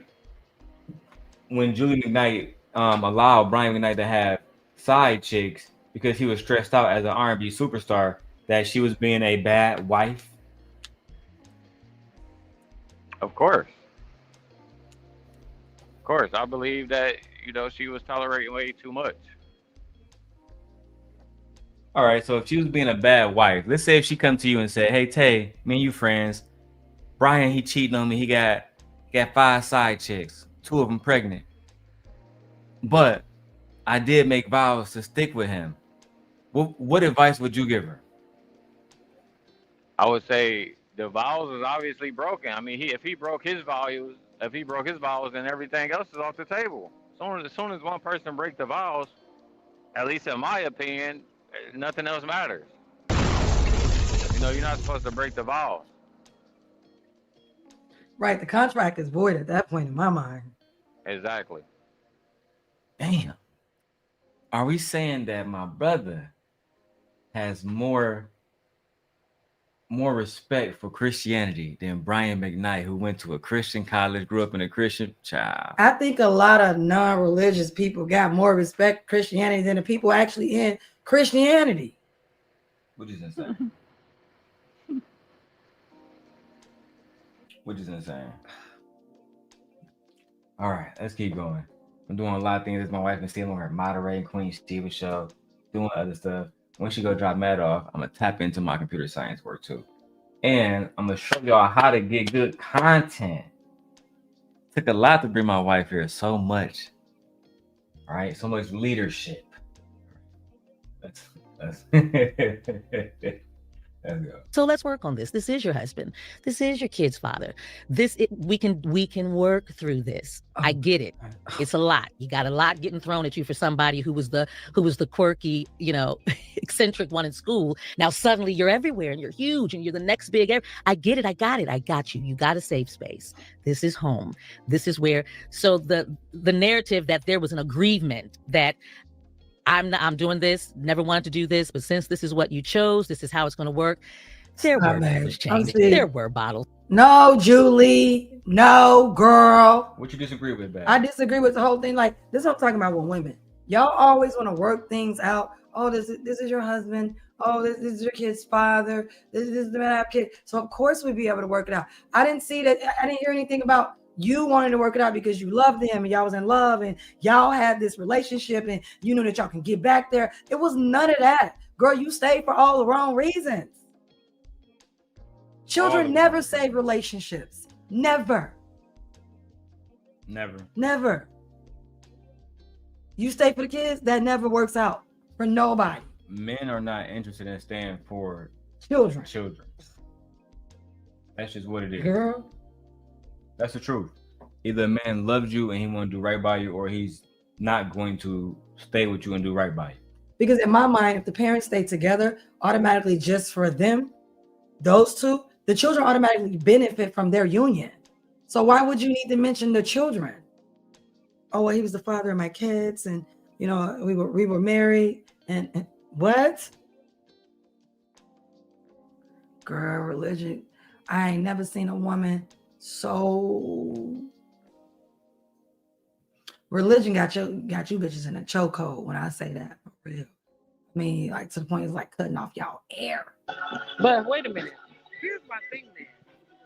When you gonna tell the children the truth if you just stay together for the children? Because you gotta eventually tell the children the truth.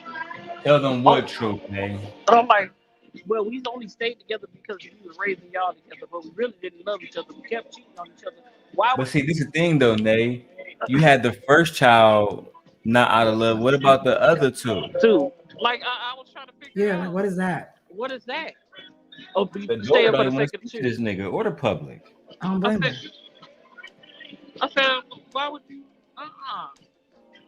Ain't no way in holy hell. I said it's more beneficial. Niko.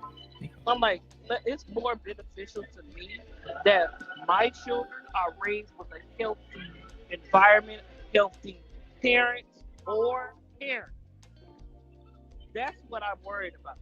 I'm not going to stay in a relationship with someone that clearly does not respect me, does not love me, does not make me feel whole, none of those things, all for the sake of the children.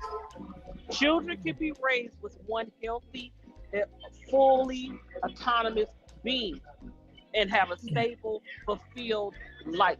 And I'm a woman have a foundation with no children. I'm a woman with no children, but you got to understand, my mother, after my father died, still lived a stable, fulfilled life. When my mother met my father, she had 2 children, and he made her whole. And he loved her children, and he loved me. And when she died, she was still able to function as a whole person. I do not want to hear I stayed for the sake of the children, because you're lying. She stayed with me because of Aegon. No. I would never. I said you're lying. I want to be with you. No, I'm bullshit. Me and Mickey, we in love. But I do want to say, I do want to correct myself. So Brian McKnight and his ex-wife Julie McKnight, who were you good now. So Brian McKnight and his ex-wife Julie McKnight, who were married from 1990 to 2003, they had 2 children together. Brian McKnight Brian McKnight Jr., who we see in this interview here with her today, and Niko McKnight, who passed away in May of this year, 2025. Brian McKnight, while with his ex-wife Julie, who we see here, he had a biological daughter with another woman, with a woman by the name of Patricia Driver. I don't want to put out the daughter's name yet because she isn't speaking to the media from all the indications that I have read. But Julie, guess what? All of this, I'm trying to save my children and protect my children. Your children are hurt. Your children are so hurt that your son went I want to be sensitive. Your son in death still wasn't happy with his father. And had you cut this relationship off a long time ago, he wouldn't even have any of that. So you stand with this man didn't benefit these children. It actually did more harm to them than you stand with him. Correct. Then you separated from him, I should say. Because she's talking about, I had to protect my children. Then if that's the case, then why aren't your children still experiencing so much hurt by this man? Why are your children still experiencing not being loved and cared for and seen as, people who has a father who wants to care for them, who wants to love them, who wants them around his life? Like, I don't understand this. Why do women do this to themselves? Brian McKnight, you hurt your children, girl. He should have never had access to these children, especially once I know that he didn't love me. There's no way that you can love them, and you voiced it verbatimly at your mouth. No, you didn't do your children any type of service. All you did is prolong a lifetime of hurt with your children to the point where it's going to pass into the next generation of black males. That's what you did. Do you think that Brian McKnight should be able to be around his grandchildren? No, for what? Why would you let someone be around their grandchildren that didn't love their father? So how can you love? You didn't love that father. Then how can you love what he produced or creates? No. That's a valid point. And why would I want to be around a man knowing that you didn't even care for my father? What makes you gonna care for me? You won't care for me. You won't care for me. Just like he doesn't care for them grandchildren now. You don't. He don't. Lord have mercy. All right, let's keep going. Fed. There were lullabies sang. There were, no, babe, you stay asleep. I'll grab the babies. I'll do. That is what the dynamic was. Well, that's actually good to hear, and I'm not surprised by this.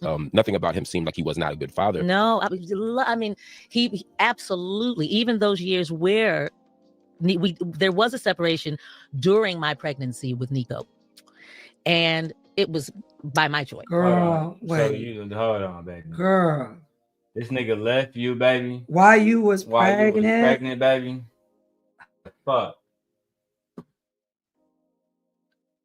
Girl, he went with you while you was pregnant. This nigga don't love you, girl. Girl, he never loved you.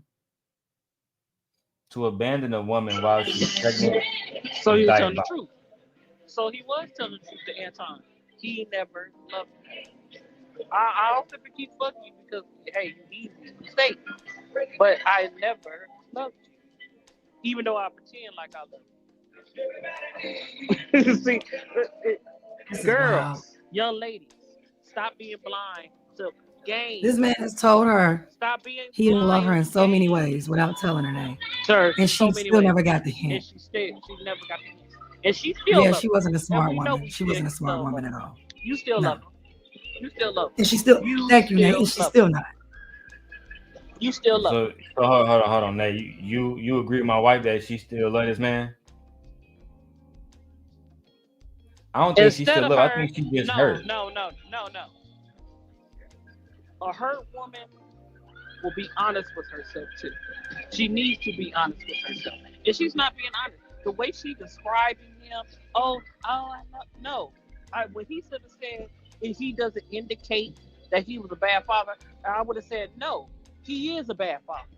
This man left me when I was pregnant with our son. This man did this. I'm going to tell the truth because I can stand it and understand that I got to take accountability for what I did too. So stop it. You agree? She the way she talks about him is as if she still loves him. Period. And she do. Yeah. That's why she won't change. That's what I'm saying. That's why she still got his last name. I think y'all understand that more than me as a man. Because I wouldn't like even keep a woman's last name if I was in that situation. Like if we had to, like, I'm not keeping your last name. Exactly. We done, nigga. What you talking about? We done. What you talking about? But that's just me, right? I think that there's a lot of money with keeping his last name, right? She get paid for interviews, et cetera, et cetera. So why not benefit from it? She can still get paid for interviews because she'll always be his ex-wife and still not have his name. Damn. Okay. It's a valid point. All right, let's keep going. Ciao. Yeah. Because absolutely not were things going to be tolerated while I'm pregnant. The stress of it, raising my son. I need to be present for my older one. He was only 2.5. I couldn't be that mother I'm not, following around to make sure you're doing what you're supposed to do as a grown man in a marriage. So you can go handle that. This man, I need to be pregnant right now. I got to deliver some babies. And that's when the choice was made on his side. Let's come back and let's make this work. This is my family. The exact words, I want my family back.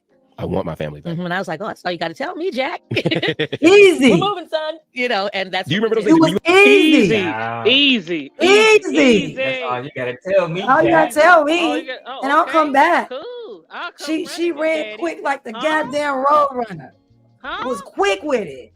Easy as hell. You ain't give him a list of things he had to do.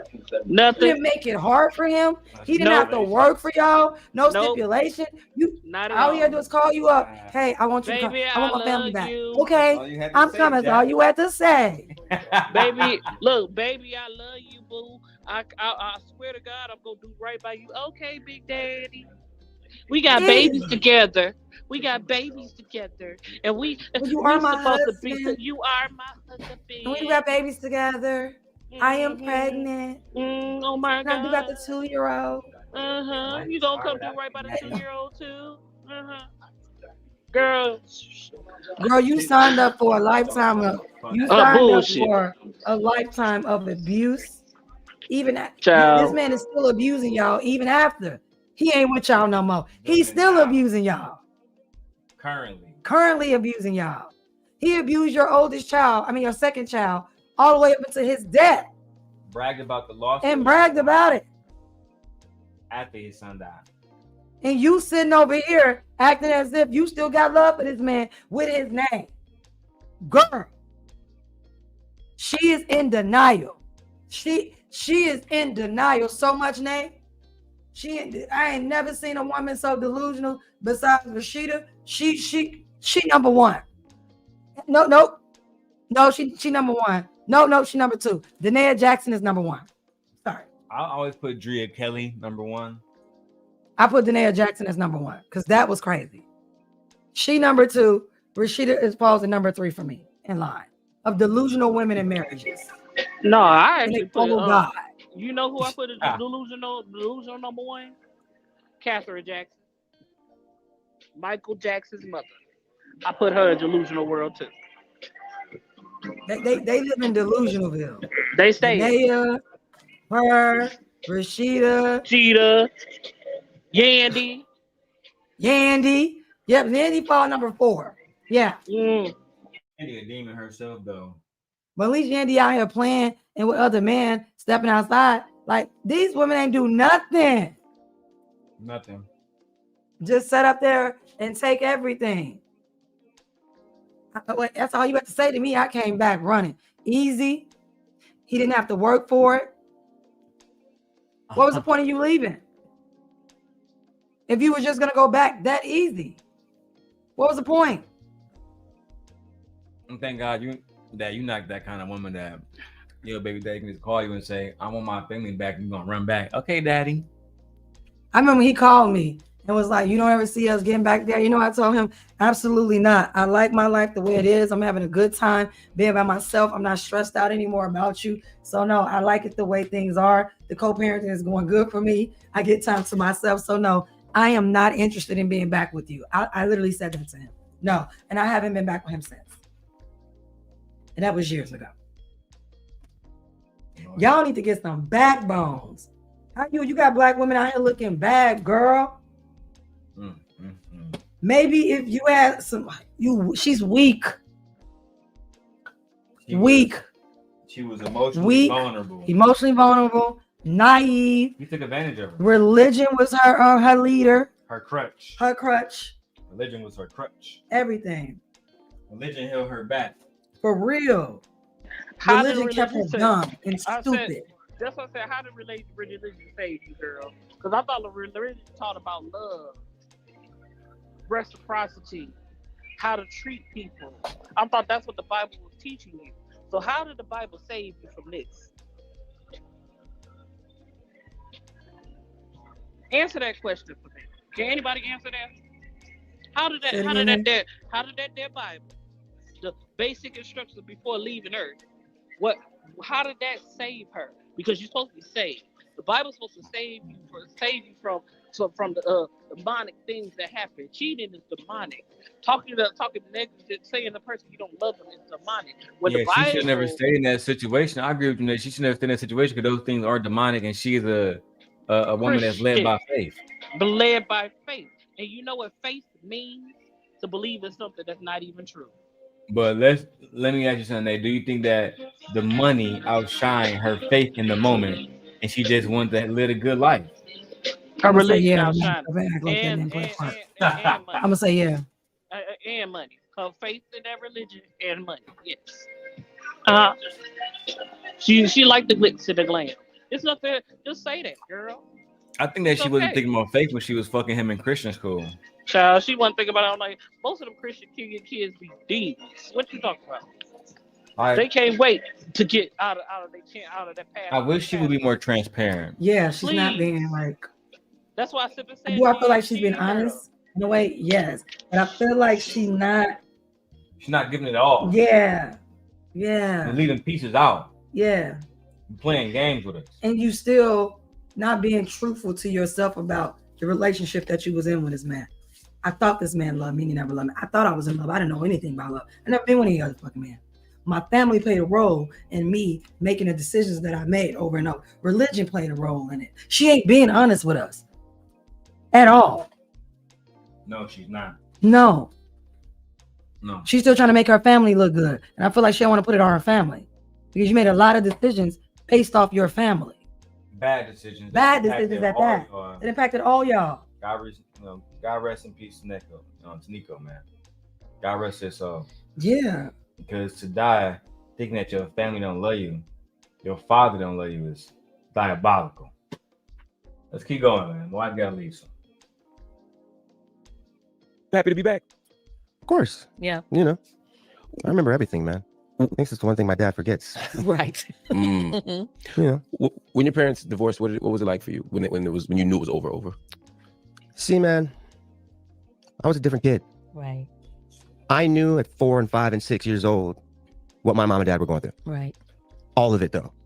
Deep things I probably shouldn't have Like known. the other women too? Oh, of course. Stop it. You know, it's like, I'm going to say this. He didn't know exactly what your parents are going through, but children do pick up on behaviors of the parents where it's not showing care, love, and affection. They can tell when something's off, when something's wrong. Children are very smart when it comes to stuff like that. Now, at 5 and 6, you don't know exactly what was going on, but you knew that your father and your mother weren't getting along. But I thought you said, Julie, you was in this relationship to protect these children, and your son is at 4 and 5. He knew something was wrong between y'all.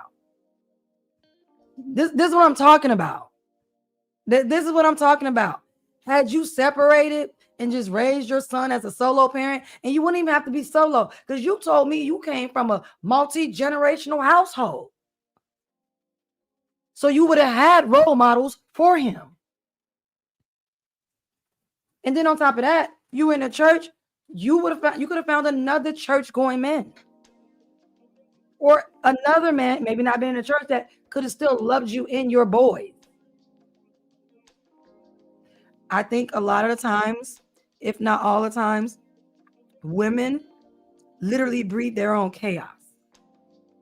When they can walk away from situations. As she should have. As she should have. Like when I see women trying to force men to be fathers, they want to go to what a man is, drop the kids off and bang it on the door. They want to put the baby on the porch and walk away because I need a break. Like, y'all breed a lot of y'all own chaos with these men, to the point where your kids are either being unalived by these men that don't want them, or being hurt emotionally to the point where it is literally rubbing off of them into their children, causing more generational trauma.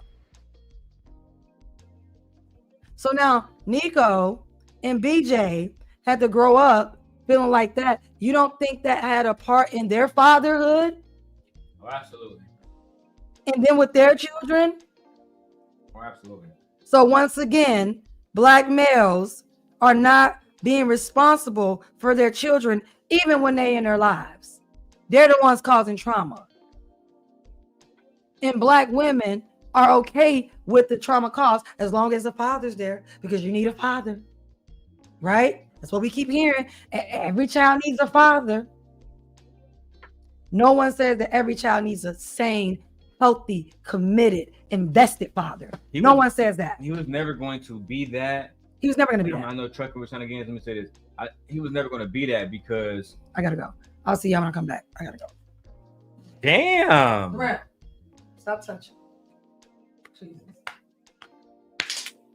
Yeah. I'm done. Smack that shit one more time. Smack that shit one more time. Oh, my bad. Y'all stuck with me now, staring at my setup. So I think that he was never going to be a good father in situation because he couldn't focus on being a good husband. But Trucking, I know you had something you want to say. Let's get to it. Can you hear me, bro, or am I a little bit laggy? I hear you just fine. So, I was going to say, Because from what I'm hearing, right, I'm trying to put the pieces together. I'm not that familiar with this story, but it Okay. seems like, at least, from what I'm hearing, one of the reasons why she stuck around and dealt with all of the BS, it was harder for her to find a man that was doing the type of things that Brian McKnight was doing. Right? And this is something that we see a lot when a woman is with a guy that has status or whatever it may be, they put up with more BS. Versus if they had a guy with not as much status, they're willing to leave almost like immediately. So I don't know, man. It just seems like that was also one of the reasons why she was putting up with a lot of BS. I don't think it was just Christianity. I don't think it was just the kids. Right. But I do think those are factors as well, though. I can Okay. agree to you to a certain extent. I think she put her blinders on because of that religion. Because of course, even in other religions, they teach the women not to see other men. And especially highly invested women in the religion, they sit up and say that your man is pretty much God. So you don't see anybody else that's going to treat you something better. But I do agree to a certain extent. Yeah, a lot of women, unless something, because she didn't even have no motive afterwards. I would have seek revenge. I would have got with a lot of shit. But that's just me. But I'm just Because saying, like from my but I do. perspective, her whole image, and the reason why we even know her now is because of Brian McKnight. It's like the That's same true. thing. It's like the same thing. I was just trying to. I was just talking to my girl, and I was like, "Why is Cardi B putting up with all of this stuff with Stephon Diggs? He got all of these women pregnant at the same time."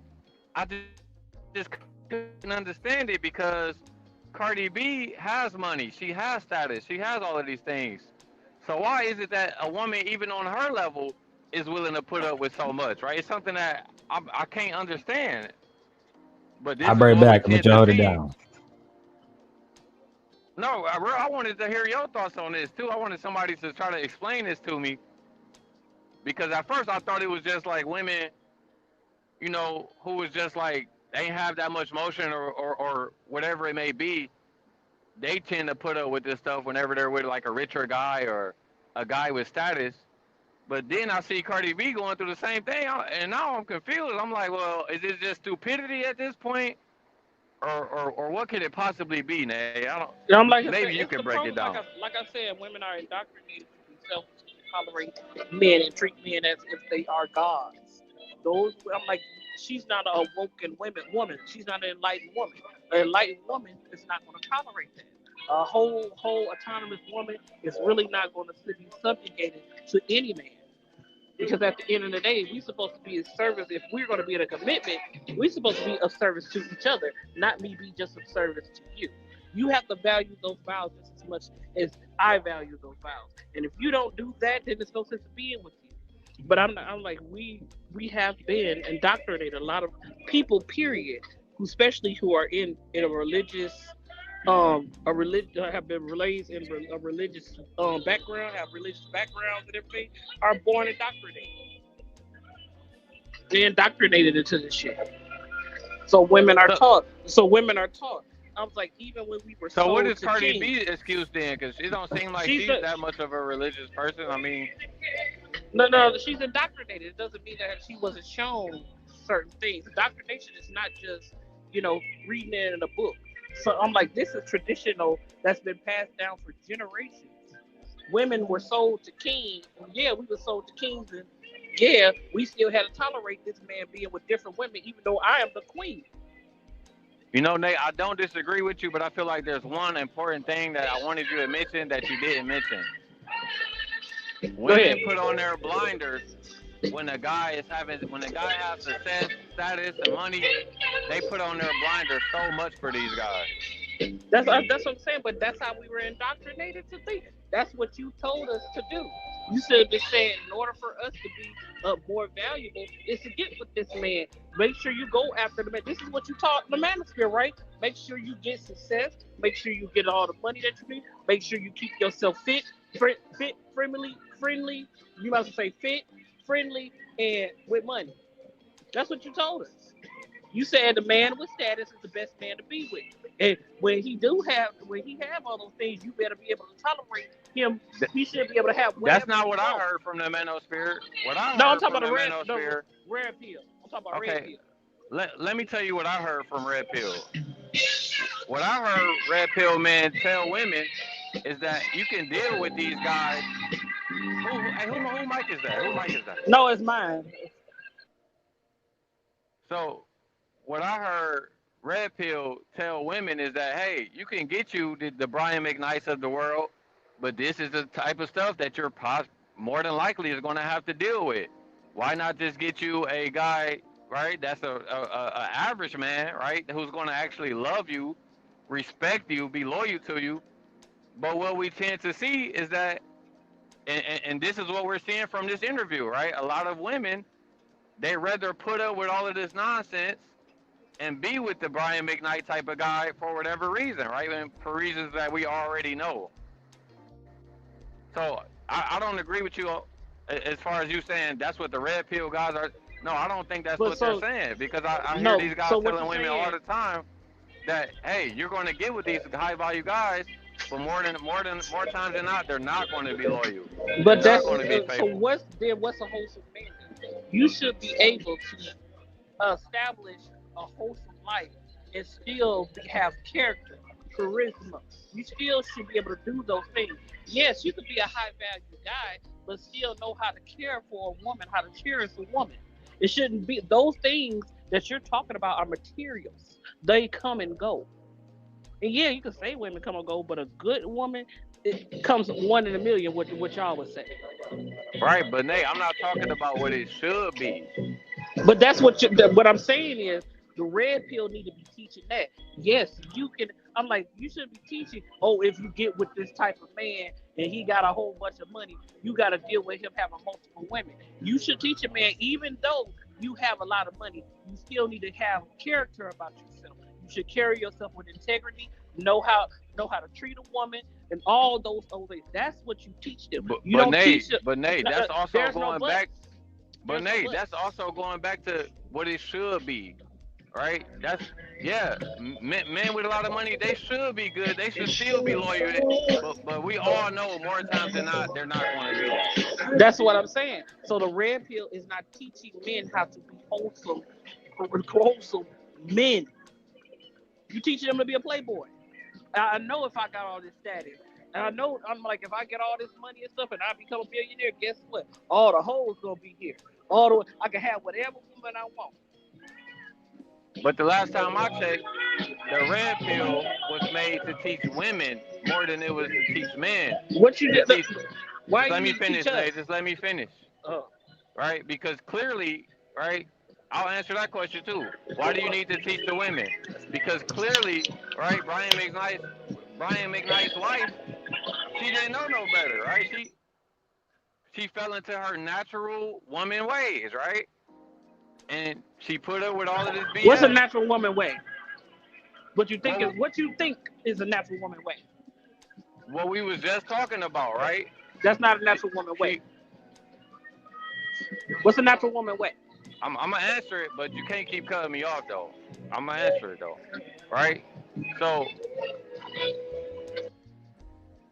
it's what we was just talking about, right?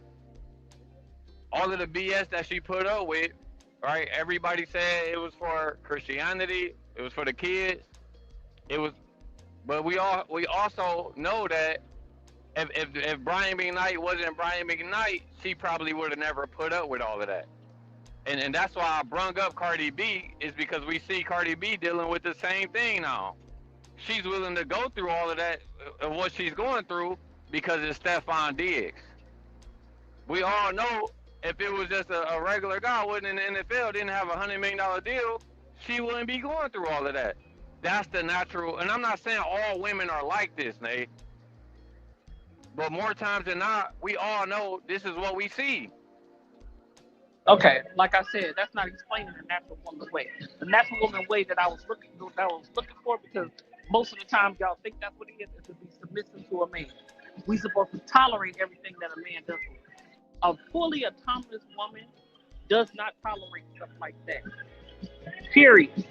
Whether he is rich or whether he is poor, she will not tolerate any person doing other than being loyal to her, like she is loyal to him, like he's submissive to her, like she's submissive to him. That's a full autonomous woman. The natural woman way is for a woman to know better, to know that you are valuable. The very thing that the man really wants, that honestly is to have children. I'm the main person that brings you legacy and lineage. My bad, y'all. I was having And I had this no, whole you good. time. I forgot to plug my laptop up. Tell me where that bitch died. No, it's So look, good. Nate, I want to But ask you a question. Wait. Is Beyonce a fully I'm not- accomplished woman? It's a I simple said question. autonomous, not accomplished. Even So, even career journey. would Beyonce fit in that category? I'm like, she's not autonomous because she's tolerating a lot of shit that Jay-Z does. She tolerates it. And instead of getting out of that bubble just because Jay-Z wouldn't be who he is without her. Let's be honest. So she got to snap out of it too. She got to be used to being alone with her children. There's nothing wrong with that. She ain't gonna leave. I agree. She gotta Let's be do clear. better. That's why I know you can't explain what's the natural woman way. What you talking about? Because a woman know her worth, and she will not tolerate that. Hello. Ranger knows. It's unnecessary to tolerate. Well, the only reason I said that, I everybody- wasn't trying not to insult. everybody back I in. wasn't trying to insult all women, but it feels like for the most of my life,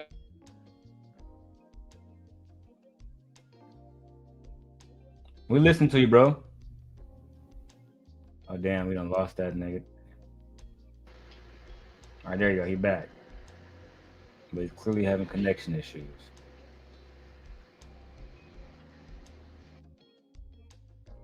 Are you back, Trucking? What you say? no, I ain't say nothing. Go ahead, bro. You know, you can keep going with the show, bro. Oh, you good? I was just trying to hear what you were saying. That's all. You good? I was just trying to tell Nate when I was, talking about this shit I've seen, because I'm pretty sure you have seen it as well, right? For the most part of your life, bro. When a lot of these guys, even Anton's wife, I feel like she putting up with, like, I don't know for sure, but I think that I in digress. a lot of situations, bro, women put up with the things that they feel like they want to put up with. In a situation with Anton's wife, shit, she want to be in a situation, she want to put up with it. I can't really say anything about her. You know what I'm saying? Like, she living a great life and they work together. As a matter of fact, I tell my wife all the time that I personally think Rita's a great wife. And I'm not sure what she put up with, but publicly it would look up. It seems that way because he speaks about black women in such a crazy manner. But at the end of the day, she's still there. She's gonna stay there. Outside of that, I don't really got nothing to say about bro wife. You feel me? So I was explaining to him. I said, let me tell you. I was like, women have been indoctrinated. And we're doing a 2-hour show, so y'all good. I got plenty of time. Oh, okay. I'm just saying, women have been indoctrinated to be selfless, sacrificial, tolerate anything. It doesn't matter what status he's in. You have to tolerate him having a gambling problem, alcoholic problem, abusive. Many women, we have to tolerate that. We have been indoctrinated to tolerate that. And a lot of women are waking up to that. They're saying, hey, if I'm supposed to be a human being like you, the stuff that you wouldn't tolerate from me, I shouldn't have to tolerate that from you. I agree. I said indoctrination is a big thing in society, period, especially in this whitewashed patriarchy. I agree. A lot of us are indoctrinated. That's why they call us are indoctrinated for the wrong reasons too. For wrong reasons. That's why they don't like the term woke. They don't like it because woke means enlightenment. You're waking up to see that this is not benefiting me in no way, shape, or form.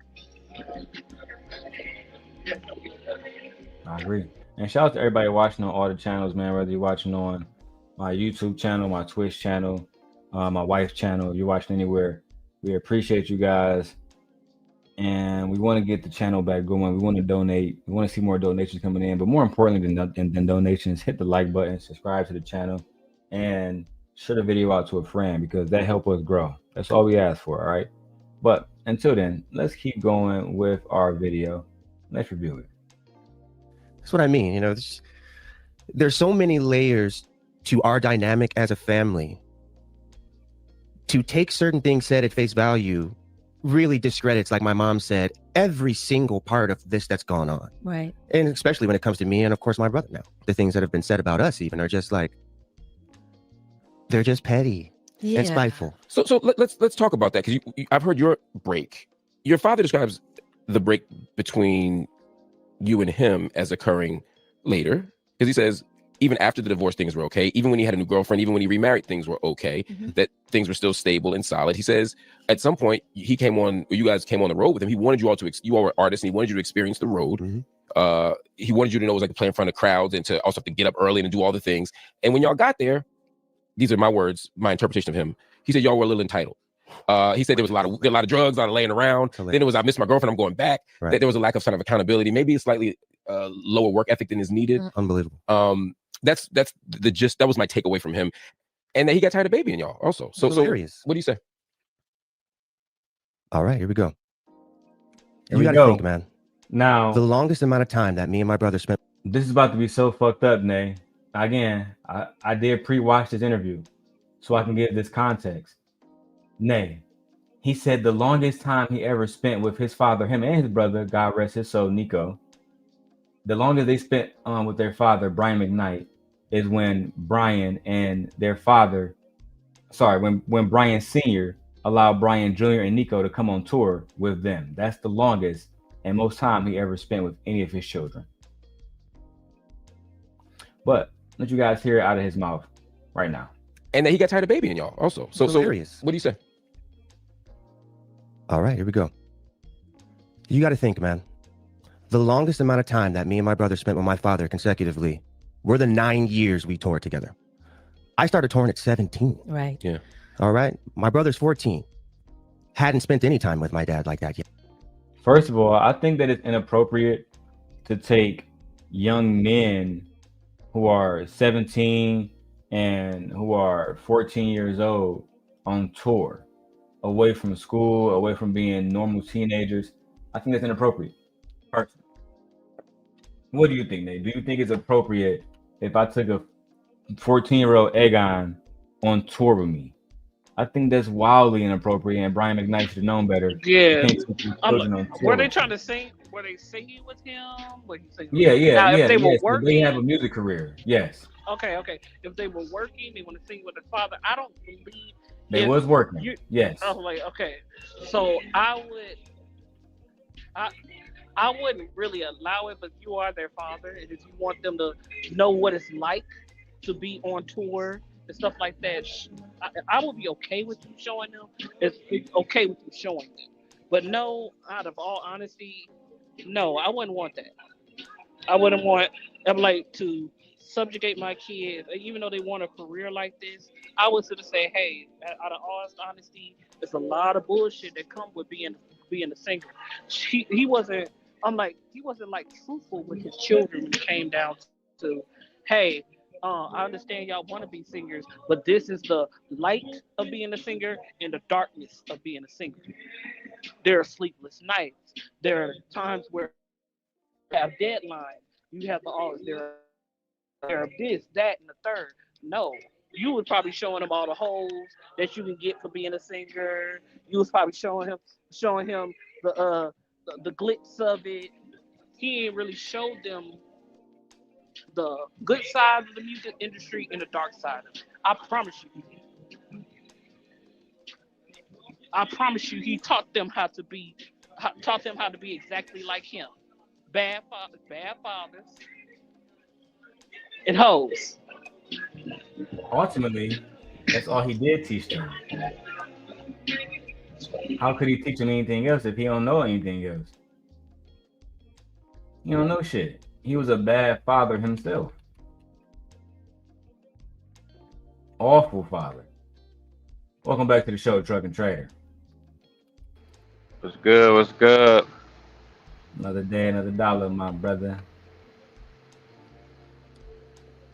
All right, let's get to it, man. Let's get back to the video, guys. It's gonna get wicked. And shout out to y'all for over here supporting me, man. I appreciate y'all. Me and my father had a special relationship because I played ball. So I got to hang out with my dad more just because of that. Let's start there. I turned 18. I moved right back to LA. I don't tell my mama. I don't tell my brother, nothing. I left them for a year to go be with my dad. Barely saw him then. Did he encourage that move? No, he didn't even know. And I still think to this day that one pitiful movement on my part changed the trajectory of a lot of things, but that's a different story. But me and Niko, we worked our asses off, man. Like, I don't care what my dad said. We loved it. We got to tour. We got to travel. We got to learn a lot. I watched my dad open and close the show every night. I loved it, man. This is my favorite time of my life, was doing that with my father and my brother. And we worked hard. It's still crazy to hear that despite the hardships in Brian McKnight life with his children, that those were Brian McKnight Jr. favorite times. And I told my wife this, because listen, my brother knows this. My wife believes that, children don't need their fathers. He just sat up here and said the best time of his life, despite being raised by his mom basically alone, the best time was when he was with his father on tour. I'm like, that's what I'm saying. Y'all will sit there and idolize your fathers even when they don't give a fuck about you. Never did. Y'all will idolize the motherfuckers until the day y'all die, and will sit here and persecute your mother even though she was there in your life. See how backwards that is? That's backwards as fuck. We do the same thing to our moms too, though. What? Every day. No, that's what I'm saying. I'm not talking about y'all in particular. No, I know. I'm talking about in general. Yeah. I'm like, yeah. But I don't understand how you sit here and idolize a man that you clearly saw was barely saw in your life as a kid. I'm talking about a kid, those precious times, learning how to walk, learning how to talk, learn those things, those precious things. But the only reason why he likes you is because you played ball. Oh, you doing something that might make you money and benefit me too. Oh, okay. Yeah. Great. Thank you so much. A round of applause, motherfucker. How about that? I think this goes to show that, like, when some of us black men well, I know my brother don't say this, but a lot of black men online would say that, well, all black fathers love their kids and all black fathers are involved. This goes to show you that even though you can be rich, you can have a certain amount of social status, et cetera, you can still be a deadbeat, ain't shit piece of shit. A lot of them are. This is what I was just trying to tell Nate earlier. Like, a lot of, at least from some of the content I watch, I know it's a lot of red pillars out there, but a lot of guys try to warn these women. Just because the guy got the money and he got the success, that don't mean he's going to be a good husband. That don't mean he's going to be a good father. That don't mean he's going to be there for you. And this is something that we see play out over and over again, right? Like, they'll still go up and say, I'll take the rich guy that's a cheater versus the broke guy that's loyal. This is what we see. So I'm not trying to blame everything on, the wife, but I can't. It's hard for me to feel sorry for her because this is what we see over and over again. I can't disagree with you, bro. And I appreciate your commentary too. Well, stop, bro, throwing that motherfucking Bible in my face, man. That's how I'm supposed to treat you like a god. She herself loved the Bible. The Bible teaches you how to treat a man like a god. He God. Tolerate everything. Go ahead, yeah. This is the man you serve. You're not serving God. You serving this man, and this man's supposed to serve God. He ain't a service to you though. Yeah, you right. Y'all agree with that. Y'all go keep going agree with that shit. I think that they both are culpable because Yeah, they he both are though. I'm failed not to disagreeing. lead as a man. He failed to lead as a man, and she failed her children when she didn't lead a situation that she clearly saw was going to be toxic. Pretty much moving forward, Brian never loved her, and this is why I can't support him because I can be in a like a really bad spot with my children, but if I find out that something bad has happened to them, I would never let them lead this world feeling like they are unloved. Never in a million fucking years. Let's keep going. The interview is deep. We halfway through it. Together. We worked very, very hard. Lots of early mornings, lobby calls. We were never late. I ran the sound checks most of the time before my dad got there. You feel me? Did we party? Did we hang out? Oh, of course we did. I was 19 years old and the kids were chilling. We smoked weed. To talk about us as we are drug addicts and all that, we smoke weed. We live in California, in the valley, and we have money. I think you have to. Entitled. We were young kids just like all of y'all. What the funniest thing about this, like I said to my grandfather the other day, is the thing that the way people would tell me what they would do with my life. Right. The way that people out there, because of the things that my dad has said to. So I want to add context to that because I agree with him. They live in California. Yeah, that's what I'm like. In the early 90s and 2000s, they getting blowed as hell. They getting blowed as hell. They got access to the best kush and they got money. They doing the same thing that everybody else was doing. I think that's his problem with his father. Right. They was doing the same thing that everybody else was doing. Let's also be clear. This is a rich kid. What do rich kids do? This is a rich kid. Even though weed wasn't legal, paraphernalia wasn't legal back then. I mean, the celebrities barely got in trouble about, marijuana, Mary Jane. They were doing what all kids do, experiment. See what they like and what they don't like. Are they going to continue with this thing or they're not going to continue with this thing? Doing typical teenage shit. So, yeah. They were typical rich teenagers, too. Yeah. Yeah, they're going to be partying, doing all kind of shit. You got to just live with that shit. It is what it is.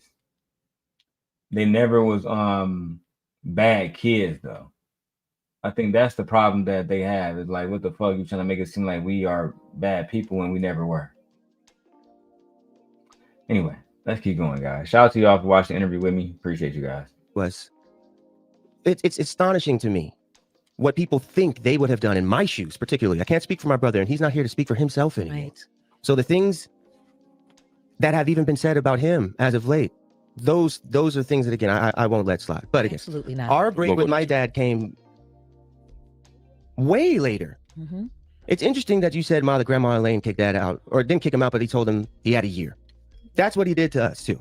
Now it makes sense. I never knew that. Yeah, he said he got you an apartment, paid for it, and said you got a year to get this Let's thing stop together. there. Yeah. Let's stop there. And this is the last time I'm talking about any of this. So everybody knows. I was already 23. 2 years prior to that, me and my brother were looking at houses. Right.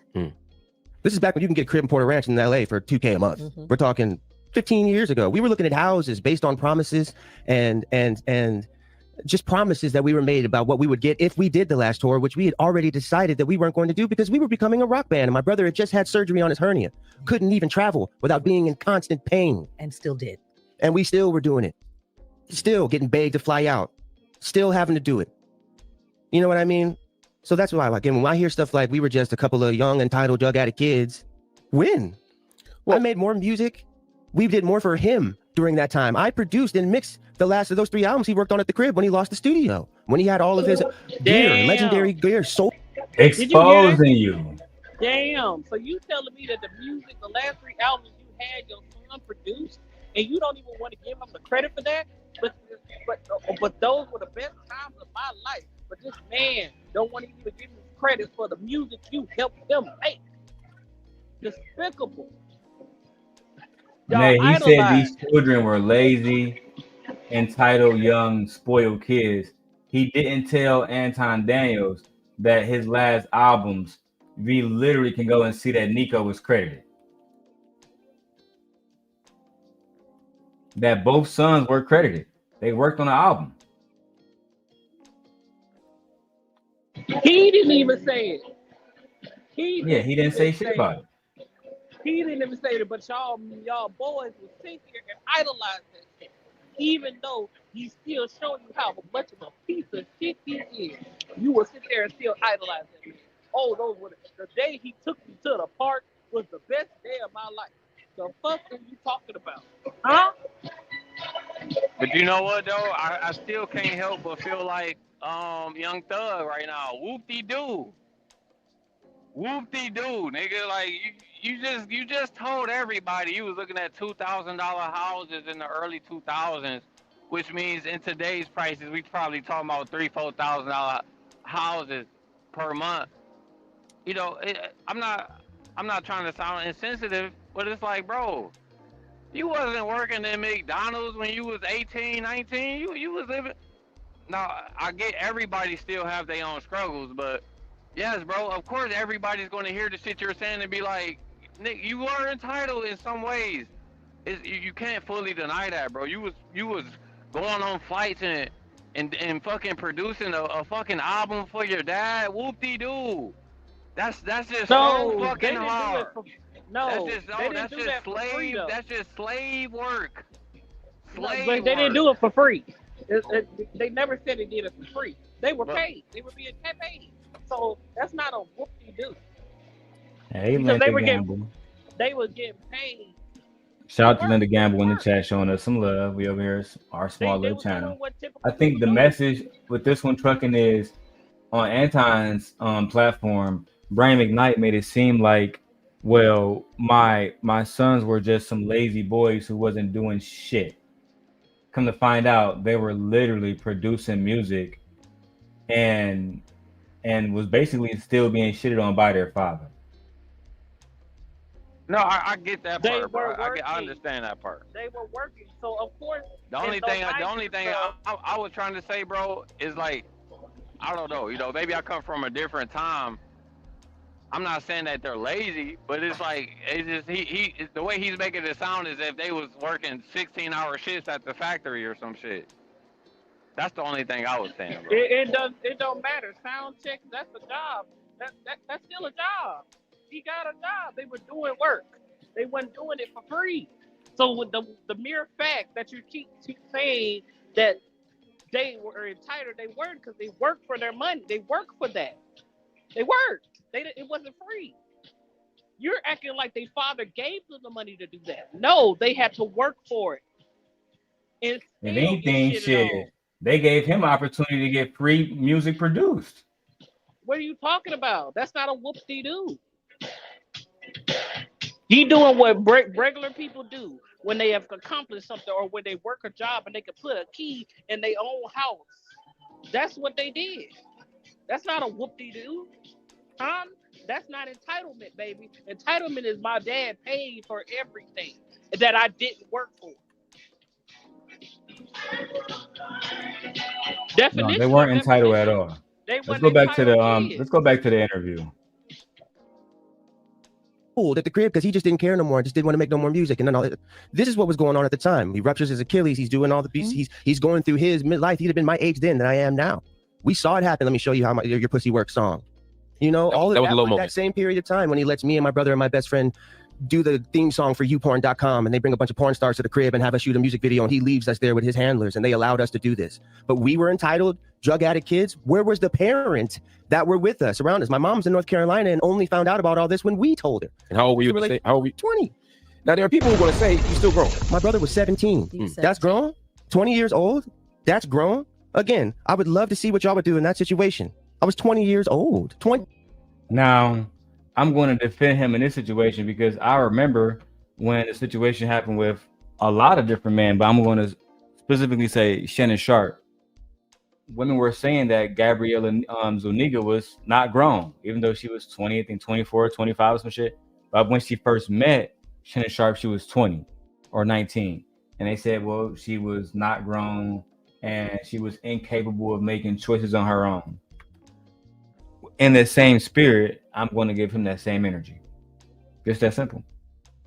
And Brian McKnight, you had a responsibility to take care of your children, especially because you're not being hindered by the mom or some shit like the manager talk about.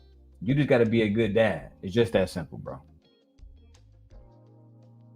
Let me get my work done in the background. And I just got this victory royale on Fortnite. Man, shout out to us, bro. Let's get it. Winning team. D. Yeah. And we weren't sheltered kids. No. This is the flip side of the thing I want to talk about too. And I'm glad. Another reason why I came on here, so I can go ahead and lay this out there, man. We were not these little spoiled rich kids as we were presented out to be. My dad don't even know the kind of things and the kind of stuff that I was into as a young kid. I grew up in Raleigh, North Carolina, 30 minutes from Durham. You feel me? I hooped with real niggas all the time. All my homies were hitters. And that's real. My Arab homies, you know what I mean? I grew up with people that really, really were about that life in a lot of ways. And I was accepted. Hold on. Wait a minute. Oh, he was in the hood. Right? Oh, okay. Oh, well, shit.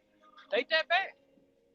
He was a rich kid living a not rich life.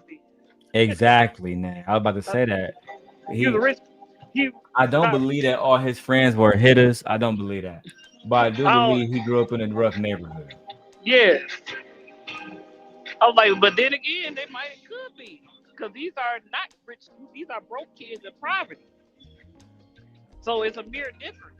They probably didn't know he was rich because they lived with his mom. So Weird. I don't know. We only can speculate on that one, but if he said he lived down not even 30 minutes, he lived in Durham, yeah, Carolina is rough. I don't know, man. For me, I guess I'm just naturally cynical because even the way he said, all of my friends were hitters, I'm not buying it, bro. All of my homies were hitters, bro. I'm not buying it, bro. Cause me and Real, we really come from them parts, and niggas don't sound like you. Niggas don't talk. It ain't adding up, bro. It ain't. But I'm not trying to take away from the fact that he had a hard life. I can believe that part. But, I can't help but to be cynical on some of the things he's saying. It's just me. I'm not trying to say he's wrong. It's just me, No, I agree with you. I feel the same that way, Lucky. That's what I'm saying. Like, for the audience, it does sound like he was a preppy, rich kid. But his dad sounds the same way. He kind of talks like a dad. His voice is kind of like his dad. You wouldn't think he was a Bible-thumping kid. He really sounds like a nerd. Like he was real... sitting in the corner somewhere playing anime and shit.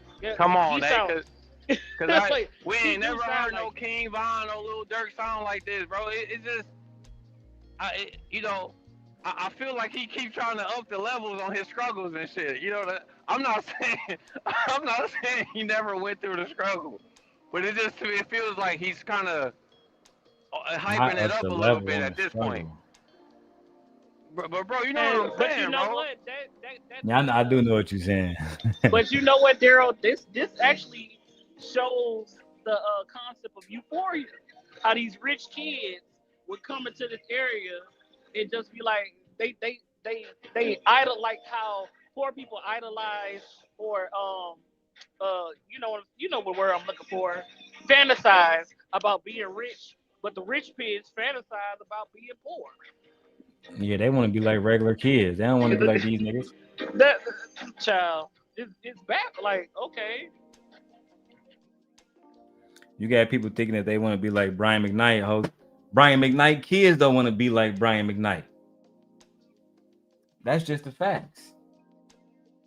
Anyway, man, let me keep going, though. It's just crazy, man. I hooped, and I come from a family of real niggas too. All my uncles are G's. My dad knows these things. All my dad's people that he came up with out here, the people that protected him when he was out on the West Side. Absolutely. Those are my uncles. And my uncles extend outside of our blood family, man. That's just how we move. There was never a time that even me and my brother treated people like we were entitled. No. We were never those kids. We didn't hang out with the celebrity. We don't have celebrity friends. Most of the time, them niggas didn't like us. Because we didn't care about a lot of that stuff, man. We never cared about being flashy. We never cared about stunting on people. Me and my brother wanted to be accepted. We spent, especially my younger brother, right, as the quote unquote black sheep. You know what I mean? So that's why, yeah, those things hurt because, again, it's spiteful, it's petty, it's also narcissistic. You know what I mean? It's like to continue to try to paint us out, especially when we're not throwing jabs, we're not saying nothing. You mad at us because the internet continues to rehash certain things for you, and you just don't know how to shut your mouth and stop fueling the fire. You say you weren't entitled. He did say that when you had some child support issues, that he was expected to take care of it, even though you're grown, you had the child support stuff, and then you told the girl, "Hey, my dad's paying for this." Because that never happened. No. So this part is where, in the Anton interview, Brian McKnight said that he had to pay for his son's child support, et cetera, et cetera. Here, he's going to break down that is just not true. All right, let's get to it. That never happened. Expected is one thing. I'd never even formally asked him. And this is why putting these types of things out there in public is so detrimental to even my children and their mother and our side of things either. The way I even found out how much I owed in child support. See, there's so many layers to these kinds of stories, y'all, that you got to really do more digging. But the thing about it is you can't tell people to just do more digging because this is information that no one should even know. Absolutely. Well, there's that. You feel me? These are things that we only have to absolve ourselves for because now we're in the public and because of the things that my dad has gone to say. This is in-house business matters that should not be discussed in public. I shouldn't have to tell y'all that I didn't find out that I had to pay child support until I owed $17,000. I was never properly served. It's not like they were tracking me down. I wasn't hard to find. I was homeless for 4 years, though, so I didn't have an address. He didn't tell you about the years and about the months I was sleeping out of my car. Did he know you were sleeping in your car? Of course he did. And what did he say to you? Nothing. Did he offer to help? How can you be Brian McKnight, know your son is sleeping inside of a fucking car, homeless, and do absolutely nothing about it? How is that even possible?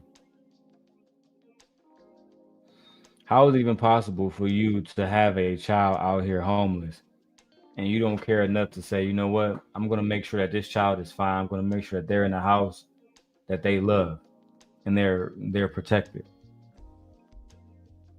How are we at the point where Black men know that their sons and daughters are homeless and do nothing?